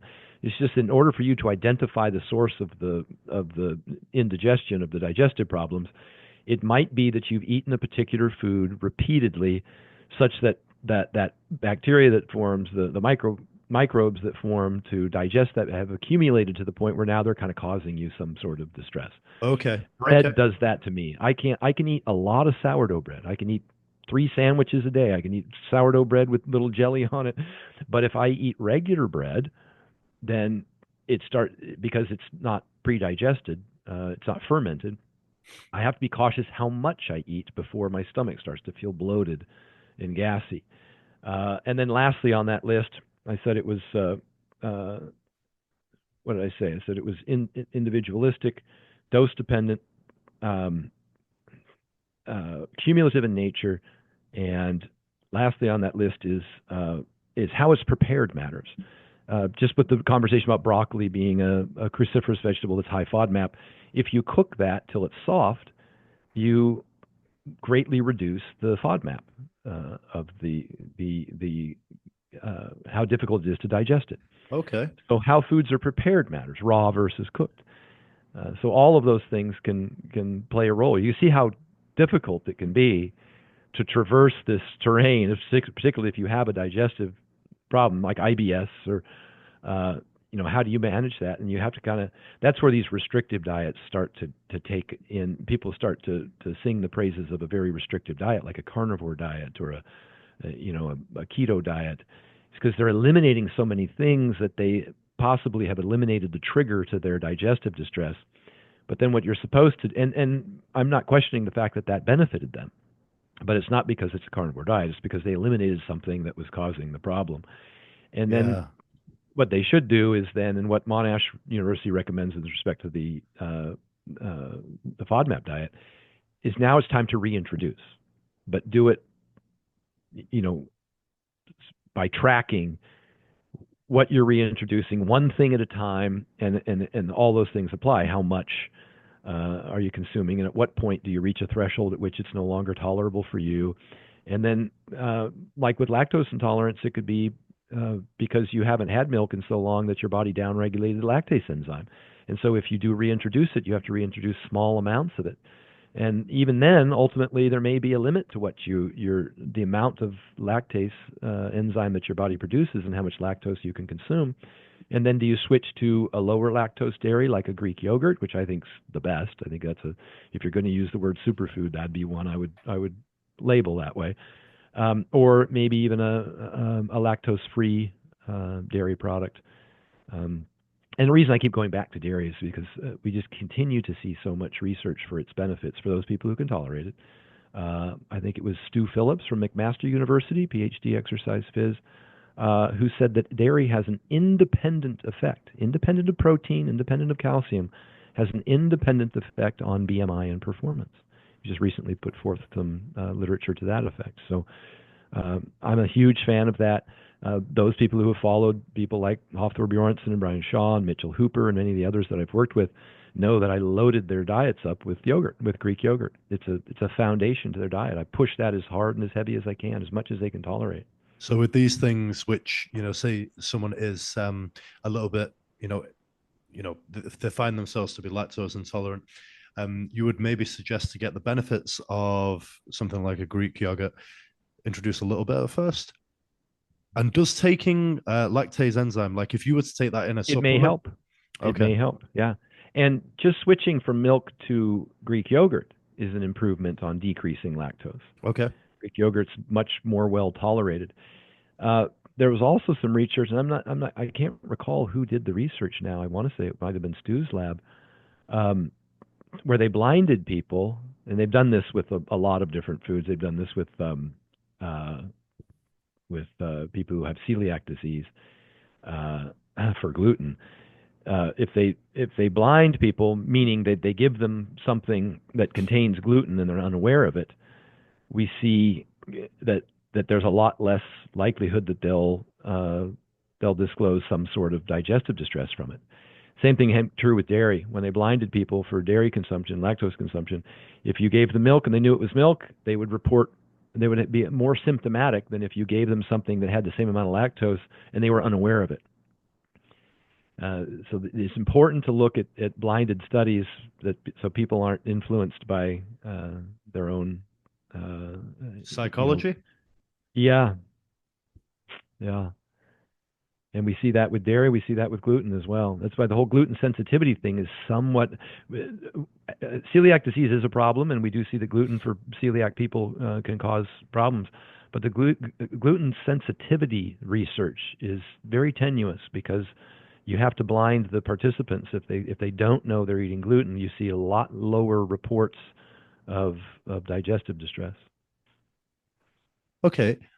Now I think the average person listening to this will be as I am in a way, and I mean I would say I'm more into this, more science based than the average person who trains, but I'm still nowhere near at your level. Now I'm thinking like the hobbyist powerlifter who probably doesn't have a background in sports science and probably maybe just the average Joe who does powerlifting as a hobby and isn't an elite athlete. Do you have any recommendations that you start with as to making them more vertical diet based to improving their health, improving their performance, whilst knowing that their idea of nutrition at the moment is eating Haribo while they work out, and their idea of protein is like having a McDonald's hamburger or whatever. You know what I mean? Yeah. Are there any entry level tips that maybe some of my listeners could be like, oh, I'll implement these few things, and that'll, even though they're pretty easy to do, that will kind of have a significant effect on my health. I know it's a bit of a sweeping question, but yeah, it is. And I can break it up into two categories: those who need to gain weight and those who want to lose weight. Those folks who are trying to gain weight, we talked earlier about not dirty bulking. Don't start stuffing down pizza, pasta, and pancakes, and eating burritos for lunch and cheeseburgers for dinner, and that kind of thing. You're going to gain fat. You need a very small calorie surplus in order to maximize muscle gain, because muscle gain comes very slowly. And so you don't need to take in 1,000 extra calories a day. Depending on how lean you are, you might not have to take in any extra calories a day and how experienced your training level is. But beginners are going to respond very well to any training stimulus, and they just, depending on their body fat level, they might only have 100 or 200 extra calories a day, and they can gain as much muscle as somebody who eats 1,000 extra calories a day. They just won't gain as much fat. And so calories are king. If you want to gain weight, get a small surplus. And again, that's dependent. If you're already 20+% body fat, you don't need a surplus. You can do a body recomposition, staying at maintenance calories, and you're not going to compromise your muscle gain at that. So calories are king. Calculate those and make a number, track. I weigh and measure the food. You're going to have to learn, how many calories are in foods that you eat. That once you've learned, then you can do it without tracking all the time, but get a tracker, get a MyFitnessPal or something, and track the calories that you eat. Protein's probably the primary important macro, and you get a gram of protein per pound of body weight. And again, depends if you have a significant amount of extra body fat, then use a gram of protein per pound of lean weight. 2.2 grams per kilo of protein. Some people would say 1.6 grams per kilo is plenty. That's fine too. There's probably not a huge difference. I think Greg Nuckols at Stronger by Science or at Mass Research Review just put out another article suggesting that there is a little, depending on how how serious you are about there is some incremental small what we call asymptotic increases on performance and hypertrophy from getting up to that 2.2 grams per kilo. And then diversity becomes important, and I usually try and make sure that people get a wide variety of foods. So you get maybe an egg white blend, because I'm trying to keep fats under 30% of total calories and trying to keep saturated fats under 10% of total calories. And the way to do that is avoid things like, maybe fatty meats, bacon, butter, keep those things, not avoid them, but keep them to a minimum. And mayonnaise, things that are big saturated fat bombs. Just avoid the bombs. Get some Greek yogurt in there. Salmon, a couple times a week, 5 ounces serving of salmon gets you all your omega-3s that you need in there. And then you can throw in, your chicken breast or, whatever your favorite protein source is, but get plenty of proteins. If you choose to eat fewer meats and you want to get in some legumes, lentils are reasonably digestible. They're on the low FOD map in quantity. Again, it depends how much you consume.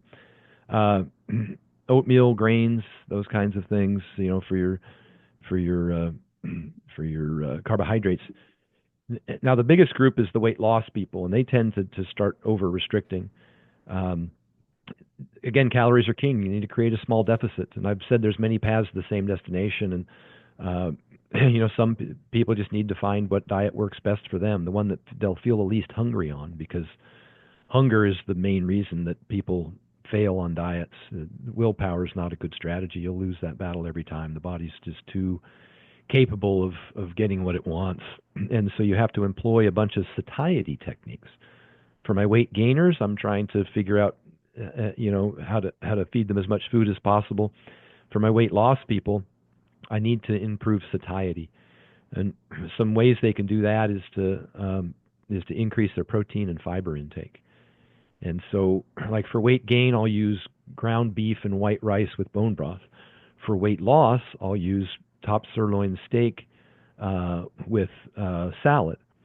Higher fiber, higher. It takes longer to chew and a steak than it does for ground beef. You probably end up eating less of it overall. For weight gain, I'll have guys mix their Greek yogurt with orange juice and make a little shake out of it. For weight loss, I'll have them eat fruit. Low sugar fruits, berries usually, raspberries, strawberries, blackberries, blueberries. That's a nice treat that's also high fiber, high water, low calorie. And so calories are king for weight loss. Again, you're at a gram of protein per pound of body weight or 2.2 grams of protein per kilo. And if you have a significant amount of weight to lose, then you could attach that to goal weight if you'd like. And then, the meal frequency or the amount of carbs that you choose to eat is really a matter of personal preference. The carbs for weight loss should be a high fibrous carb, more salads, more fruits and vegetables. Then a lot of my weight loss people never make it to rice. I know people think it's a steak and rice diet because I promote that for my popular big athletes, but a lot of my weight loss people never make it to rice. They'll now we do use the satiety index, and we see that the satiety index rates how full people stay after eating certain foods. You can just Google satiety index, and higher protein, higher fiber foods obviously keep you full longer. But also one of the highest satiety foods on there is a boiled potato, of all things. And people eat those, they tend to be satiated sooner and for longer. And another one is an orange. And so I do throw a potato in. I do like the potassium content of the potato. It's twice that of a banana. You get 900 milligrams of potassium out of a large potato. And potassium also helps with appetite, with decreasing appetite, because it helps with blood sugar regulation. So there's a lot of foundational foods that I use um, that are for that very reason, the satiety reason, the protein, the fiber, um, and all of those things lend themselves well to a successful diet. Generally, if you can move into more whole foods, less ultra processed foods, hyper palatable ultra processed foods, that's your fast foods and your pastries and your danishes and your, all of the things that we know we're not supposed to eat. But it's hard not to eat those if you're not eating the kinds of foods that keep you full. Right. So another big thing is some of these behaviors like eliminating, getting a lot of that stuff out of the house. I'm not saying you can't have it ever. Uh, some people can't. There's different personalities. There's some people who, if they avoid the certain food that they want, they'll end up binging on it and overeat it. There's other people who, if they have one, like the Pringles commercial, once you pop, you can't stop. If they have one chip, they're going to eat the whole bag. You have to figure out who your client is and meet them in the middle. There's some people who just switching from sugar-laden sodas like a Coca-Cola to a diet soda can yield benefits. The research shows that we see significant weight loss when they switch sugar-laden beverages to diet beverages, or artificially sweetened beverages in place of sugar-laden beverages. And that can just be because it satisfies that urge for them to have something that tastes good. We don't see in literature that increases hedonism or increases blood sugar or increases hunger or sugar cravings. There's none of that evidence in the literature that diet sodas do that. So it's a good swap. Meet people where they're at. If they're drinking sugar sodas, switch them to diet sodas. Ultimately, water would be great, but it's not. Not everyone's going to be able to comply with that. And compliance is the science here. So trying to get people to move towards, from where they're at to a better place. And so those kinds of strategies, you're doing all of those things helps. Eating a little slower.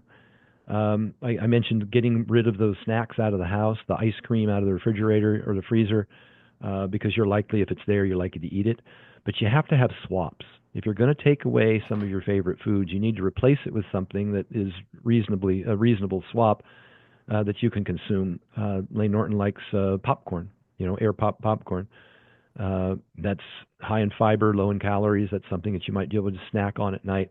I love the yogurt and berries. That's my favorite because you get, if you find a yogurt that you enjoy the texture of, and berries gives you the sweetness, but it's much lower in calories than the alternative, which is your ice cream. Haagen-Dazs, a pint of Haagen-Dazs is 880 calories. And I know that exactly because I used to eat one a night when I was getting fat powerlifting. But replacing that with a pound of strawberries is only 140 calories. Wow. And eat that with as much yogurt as you want, fat-free Greek yogurt as you want. Find the one that has the consistency that you enjoy. Then you're going to be, cutting out 75% of the calories, but still being able to satisfy your urge to sit there and Netflix and chill at night. And if you don't do something, then the alternative is you're going to end up going to a fast food place or getting on the phone and calling Uber Eats and overeating. So that's the big challenge is that yes, you should eat, but by picking the right foods, satiety becomes the biggest factor that's going to determine your success long term. Yeah, I can certainly vouch for the yogurt and blueberries. I tend to like, for some reason, I don't know whether they lose their nutrient value, but I find that frozen blueberries and just letting them melt in the Greek yogurt makes it's just tasting nicer than fresh blueberries. But yeah, certainly a really nice. I did the same thing with the oatmeal. The oatmeal is kind of too hot to eat once you get done cooking it. Yep. You throw some frozen blueberries in there, all of a sudden, you can eat it, and it tastes great. So it serves two purposes. Stan, it still strikes me so much as you're speaking how much of a wealth of knowledge you are. How long has it taken you to, of course, you started studying exercise science when you were in college, university. Mm. Is this a result of accumulating knowledge since then, would you say? Would you say the vertical diet and everything, the way that you can just kind of reel off studies like that you've committed to memory, is that a result from all the way since back then? Or is it really since, I know that you had a long break in between from training and whatnot, where you just completely focused on business, and then when you got back into bodybuilding powerlifting, is that when you really started to gain the knowledge that you have now? Is it a constant pursuit of, looking at things like PubMed and all different? Is it just an Yeah, ongoing I've process? always, back in college, we had what we called microfiche, and our younger audience won't remember what that is. It's kind of like your grandfather's 8-track tape that might be in his old pickup truck, Okay. which don't exist anymore. And then we had cassette tapes, and then we had DVDs, and of course, all that's gone now. But since I would sit up in the science library and I would scroll through studies. I was always looking for, like a lot of people now, it's no different now. People go on Instagram and they start scrolling through and they hear some biohacker talk about whether it's Huberman or Gary Brecka or whomever else. And I'm not classifying them. I'm just saying that they oftentimes come up with these biohacks or these claims about things that are supposed to give you some great advantage.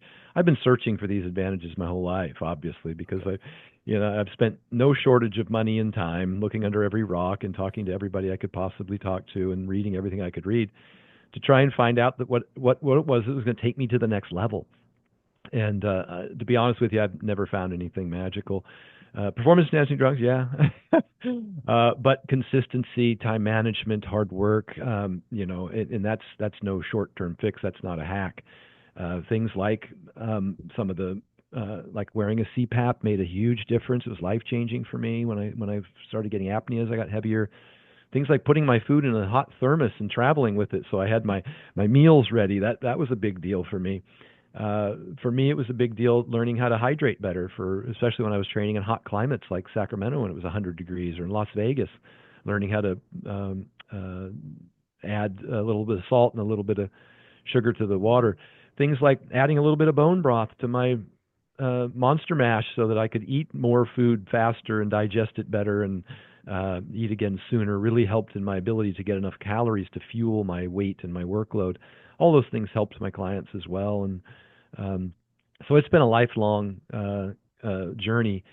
And then I saw this trend about, I don't know, I want to say it was 6-7 years ago, with Instagram and some of these academic influencers. People like Alan Aragon and Lane Norton in particular, I remember them from many years ago, reading their stuff, and they started calling people out. Lane is notorious for that now. It's what he does. Now you've got other people like Dr. Ids, Food Science Babe, Andy Does Healthy. We've got a host of different Instagram sites with people who are academically credentialed, whether they're PhDs or nutrition scientists or MDs or RDNs, who are, I think there's a new one, Scientific Snitch. She's real interesting to listen to. She's been getting popular recently, talking about different things with nutrition and with training. I noticed about 6-7 years ago that people who were blurting out bro science were going to get their ass handed to them because we have these PhDs who also, and they're not just bookworms, who also train. Greg Nuckols is a natural world record holder at one time, and Lane Norton's a world record holder in powerlifting, and guys like Mike Israetel. And you look at the guys from Barbell Medicine, Jordan Fagenbaum and Austin Baraki, or MDs, who also deadlift over 700 pounds at 198.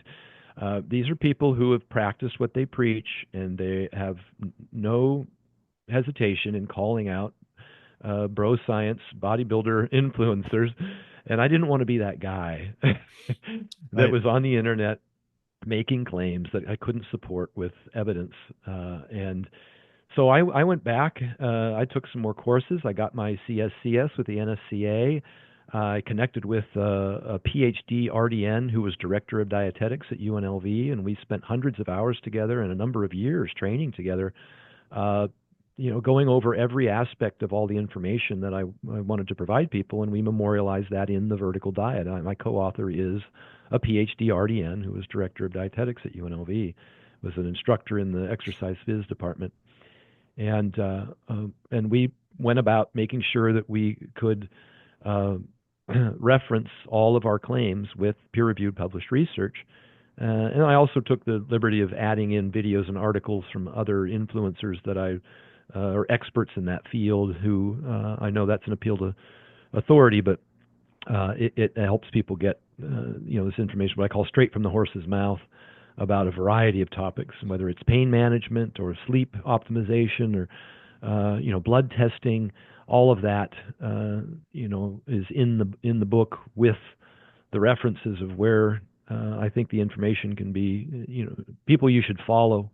It's not just me in the book. I've got 20 or 30 references to different active researchers, scientists, or professionals in our industry in one realm or another, for people to go look at the information that they provide as well. So we put all that into the vertical diet, and then we've updated that. The vertical diet came out originally. Diet 1.0 was 7 or 8 years ago. It was just a PDF. It was maybe 50, 60 pages. Now I'm on vertical diet 4.0, and it's 280 pages with over 300 references to, like I mentioned, articles, videos, and peer-reviewed published research. And I've provided each subsequent update for free to anybody who bought a previous version.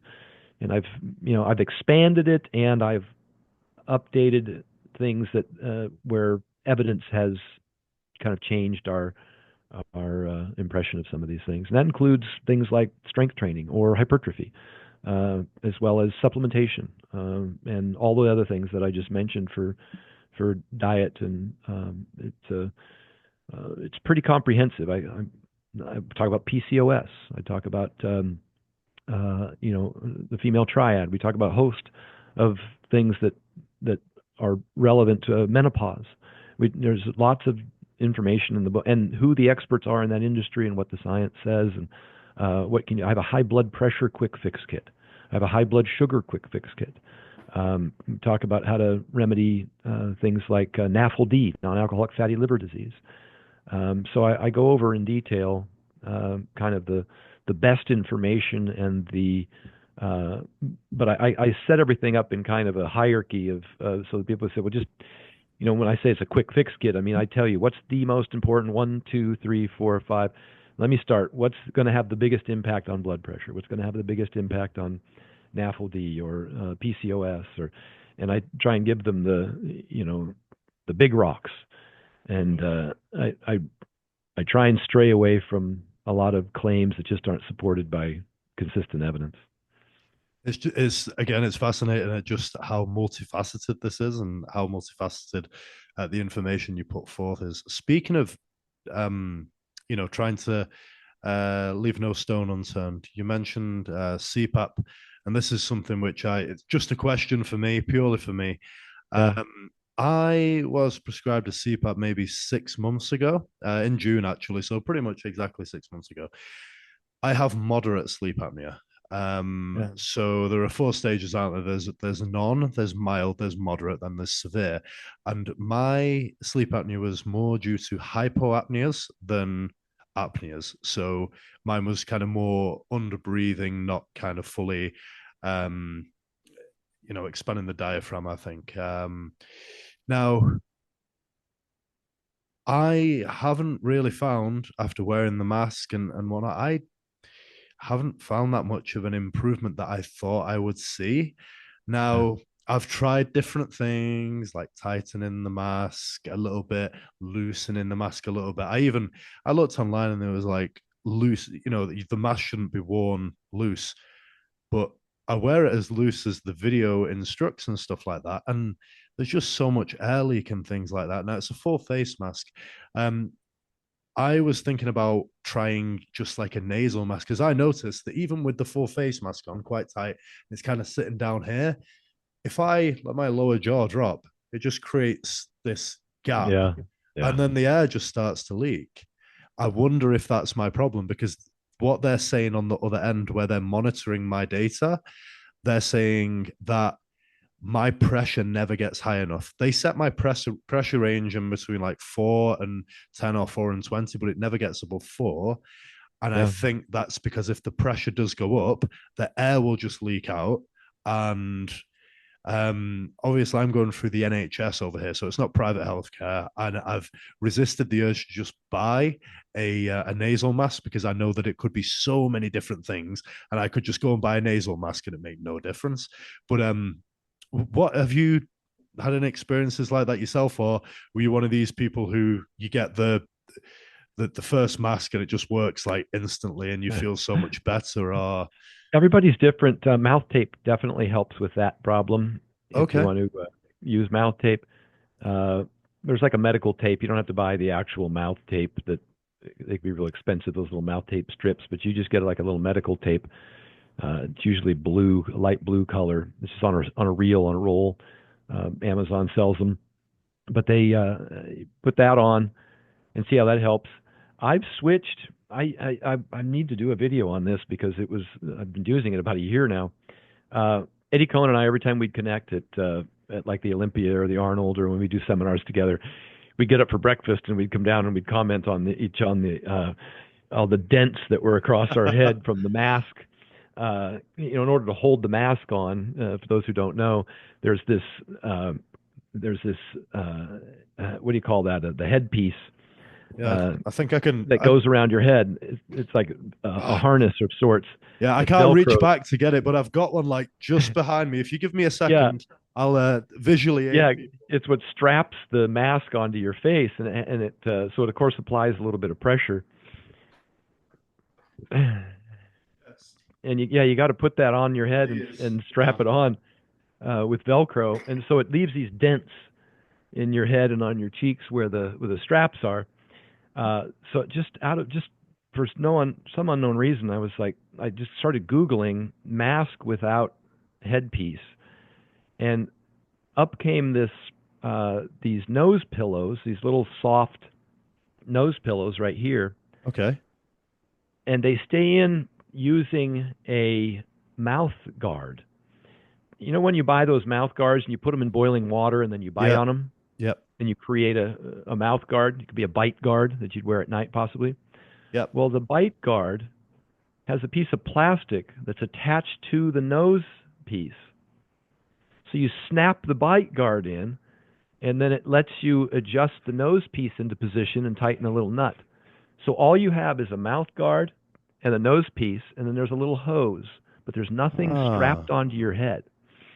right. And it's quite comfortable because you don't have the strap, pinching down on your sinuses and on your head. It's actually quite comfortable, but you'll want to mouth tape on that as well. But it's a nostril, a nose only, what they call a nose pillow. A nose These pillow. soft Okay. rubbery things that actually go right into your nostrils, and the rubber compresses, and that's where the air goes in. It's not a nose piece that goes here. Okay. They Yep. have the masks that just go here, Yep. and they have the masks that go over the whole mouth.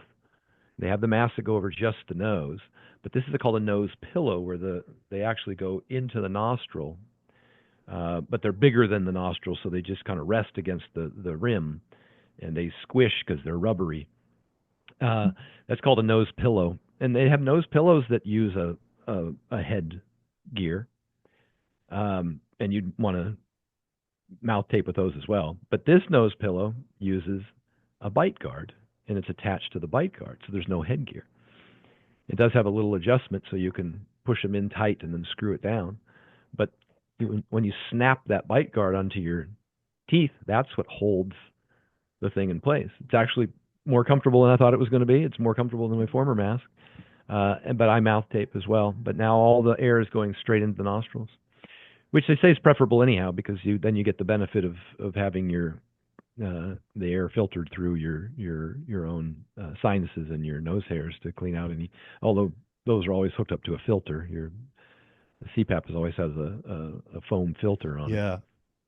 Yeah. I think that's something I need to try quite potentially because I Yeah. don't really feel like I'm getting anywhere with what I'm currently doing. So, Yeah. yeah, I look forward to the Mouth day. tape's a quick fix, and then maybe if you can order one of these masks, you have to remind me with a DM. I'll copy and paste you a link to the one I'm talking about, so at least you can see if it's available over there. That'd be excellent. Thank you, Stan. Yeah. Um, okay, I mean, before we go, just one of the things I wanted to ask on with relation to the vertical diet and the athletes that you've worked with, again, almost like another psychology type question, or even just any aspect. Is there anyone you've worked with that has stood out to you that has really shocked you and just how they are? Like, I know you've worked with John Jones, I know you've worked with Hafthor Bjornsson, Yeah. Brian Shaw, Larry Wheels, even. Um, Yeah. have you? Is there anyone, having got to know these people? Is there anyone who just has a mindset where you're just like, wow, you're a different animal. You are like, because obviously you're very driven and you're very, you've had to do things in the gym, outside the gym, which have just been like just so alien to normal people. But have you ever had anything that's made you think, wow, you're from a different planet? I think all those guys are. You just named some of the greatest athletes. I'd put Lane Johnson up there as well. Those guys are on another level in terms of their discipline and hard work and consistency and just their drive. They're just constantly trying to get better, better, better at whatever they're doing, and it's been amazing. And for different reasons. Hafthor's incredibly disciplined. Doesn't matter where he is, what he's doing. He's eating on a clock. He's eating exactly what he's supposed to eat. He's taking his 10-minute walk. Unbelievably disciplined, and his pain tolerance is outrageous. The guy he'll submit himself. He'll put himself through anything. Mitchell Hooper's been real fun to work with. He's the kind of guy who is constantly learning. Yeah. Yeah, he is always out trying to optimize things, and he's also extremely driven, not just in sport but in business as well. One of the biggest challenges I have with Mitchell is that he makes himself so busy. He's always doing so much. He's traveling a lot. He publishes a lot. He's constantly putting out content. He works a lot. He trains a lot. He stays really busy, and so a few times I've asked him to kind of ratchet down some things that so he can improve his sleep, or to leave a day early so he can travel during the day instead of getting in at 2 or 3 o'clock in the morning. But he barely makes his schedule work as it is. He keeps himself very busy. John, I got to tell you, John Jones and I had the chance to go out to Albuquerque and work with him in person for the better part of a year. I would fly from Las Vegas to Albuquerque on Monday morning, and I would come home Friday night. And I would stay out there all week in his guest house, and I would train with him twice a day, sometimes 3 times a day. Obviously, I wouldn't do the martial arts work, but I would do the swimming and the training and the weightlifting and all the cardio stuff, whether we were sprinting or pulling sleds. And he's another one that he gets as much information as he can from as many people as he can. He's a student of the sport. He studies the video, and he's incredibly creative. They talk about John having the best ring knowledge. They believe it's innate, but I believe it's earned because he watches so much video, and he just watches everybody. Even people he's not competing against. He's trying to learn something from everybody. He brings some of the greatest athletes in to work with him. Gordon Ryan, to work with his jiu-jitsu. He brings in, he's worked with GSP and his coach all those years he was at Jackson Wink. He's just trained with and against some of the greatest. He was fighting heavyweights every day in practice for years while he was the light heavyweight champion. Right. He's always, and he trains extremely hard. But his confidence, when you ask John, and it was about the Ngannou fight. This is a personal story. I don't think he would mind if I told, but it was during the negotiations for a Ngannou fight. It's some 2 years ago now, but they were kind of falling apart. The negotiations were falling apart, and John was frustrated. John wanted that fight, and they were all trying to negotiate. But John had he had a contract at light heavyweight, and he was supposed to fight one of the. This is probably going to be the biggest UFC fight in history between him and Ngannou. And so John was obviously wanting to negotiate a better deal, but as was Ngannou. That's kind of what fell apart. Ngannou, he couldn't ultimately negotiate a deal with the UFC. But it never came together. But at one point, I remember people were starting to make comments, about how John was afraid to fight and all this other stuff. And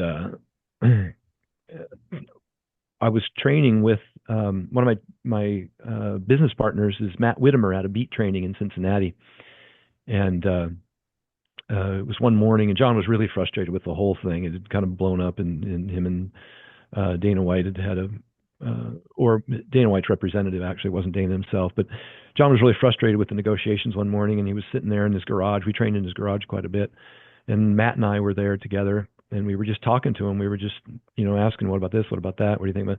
Just trying to get a feel for him so we could, get started on our training for the day. And Matt said to John, and sometimes I think Matt does this stuff on purpose. Matt's been an NFL strength and conditioning coach for years, and he has run beat training for 20 years, training professional athletes, and so he's very used to professional athletes. And finally, I mean, it seemed like there was some silence. He looks over at John and he says, "You afraid you're going to lose?" And I swear to God, like time stopped. Literally a matrix moment. And John, the look on his face, he was just sitting there, he was frustrated. He was looking down at the ground, and Matt said that. And John looked up at Matt, and the look in his eyes, I mean, it made the hair on the back of my neck stand up. I'd never seen anything like it. And he's a larger than life guy. He's just that type of individual. He looked at Matt, he goes, "Oh, I ain't going to lose." And it was like, time stopped, and that was it. He's like, "All right, let's train." We were like, "Let's go," and that was the end of it. And I tell you, I wish that someone could have been there to see that, but I've never, the confidence that comes from John. He knows what he's capable of. He's afraid of no man, and that was probably the moment that moved me more. I was at Mike Tyson's last fight at Madison Square. Yeah, it was at Madison Square Garden, wasn't it? I think so. His daughter, or Muhammad Ali's daughter, was fighting that night, and who was it that was? They were shooting a movie. Sylvester Stallone was shooting one of his Rocky movies that night, and so the audience was part of the scene. Right, this is all going on at the same night. And I remember Mr. T was up in the audience running around, with his gold chain on, the whole 9 yards. It was such a big event. But I remember that Laila Ali was going to open for Mike Tyson. She was the first fight. And before Layla came on, Muhammad Ali walked out. They brought Muhammad out. And, Muhammad walks real slow. Yeah. This is Parkinson's. Yeah. And the audience stood up and started chanting, "Ali, Ali." And I'm not talking for 30 seconds or a minute. I mean, this went on for 5 minutes straight because, he walks really slow. And everybody in the audience was standing up. Everybody was chanting. I was chanting. Everybody in the whole place was just chanting for Muhammad to walk out. And it's one of those moments that you never forget. How you felt the blood rushing through your veins and the hair standing up on the back of your neck. And I remember that was like that kind of moment for me when Matt said that to John, and John responded. I don't mean to drag the story on for so long, but I can't even begin to deliver the emotion of that moment. And I've been through a lot, the thrill of victory and agony of defeat, both myself personally and with a lot of the athletes that I've worked with over the years. But that was, I tell you, that was a moment. Yeah, I can imagine that this matchup must have had some guts to prod someone like John. I mean, exactly. Like, yeah. What would you do if John was angry at you? Like, I mean, he'd probably outrun you as well. You just submit, wouldn't you? You'd be like, just whatever. I'll just take the beating. Curl up and play dead. Yeah. Hope he's a bear. Yeah. Sniff you and leave you alone. Yeah. You'd do nothing. And Matt did like to prod. He's a psychological guy. He's worked with a lot of pro athletes in the NFL and the like, and he did like to prod. Did like to prod John, but John's a supremely confident guy, and it was incredible to hear. I'd like to see that. I don't think it's ever going to happen because of what's going on right now, but John's already gone through 2 heavyweights, and it looks like at least Dana White more recently said that there's a 100% chance that the Aspinall fight's going to happen with John in 2025. So that'll be cool. It may very well happen. I mean, John's 36 now, but he's still incredibly incredibly capable. He trains unbelievably hard. It's ridiculous. And say what you want about him outside the ring, but when he gets to practice, he goes all out. I mean, I think I have a fairly certain idea of what you would say here, but what do you think the outcome would be? The Aspinall Oh, fight. I think John will win. Yeah, John always finds a way. That's for sure. Yeah, he's supremely talented. I think his wrestling is far superior, and I've been watching the UFC for many years. 15 plus years. I've been to many of the fights, but I don't presume to think I'm an expert. I've been in a lot of camps. I worked with Henry Cejudo as well, and worked with other UFC fighters, and I don't presume to think that I'm a fight analyst by any stretch of the imagination. And I'm not there to teach him how to fight. I'm just there to make him a better athlete. Bigger, faster, stronger is our goal. So, and anything we can do to impart some psychology that improves his chances, then we'll do that. Yeah, it always seems to be the case that every John Jones fight that I've seen the build up to, there's always questions. Oh, can this guy do it? Can that guy? But John just kind of seems to dismantle them, and every single time he's just that good, isn't he? Yeah, but there's no slugs in the UFC though. I mean, I can't discount any. I mean, there's at this day and age, all those top 5, 6, 7 guys are pretty phenomenal fighters.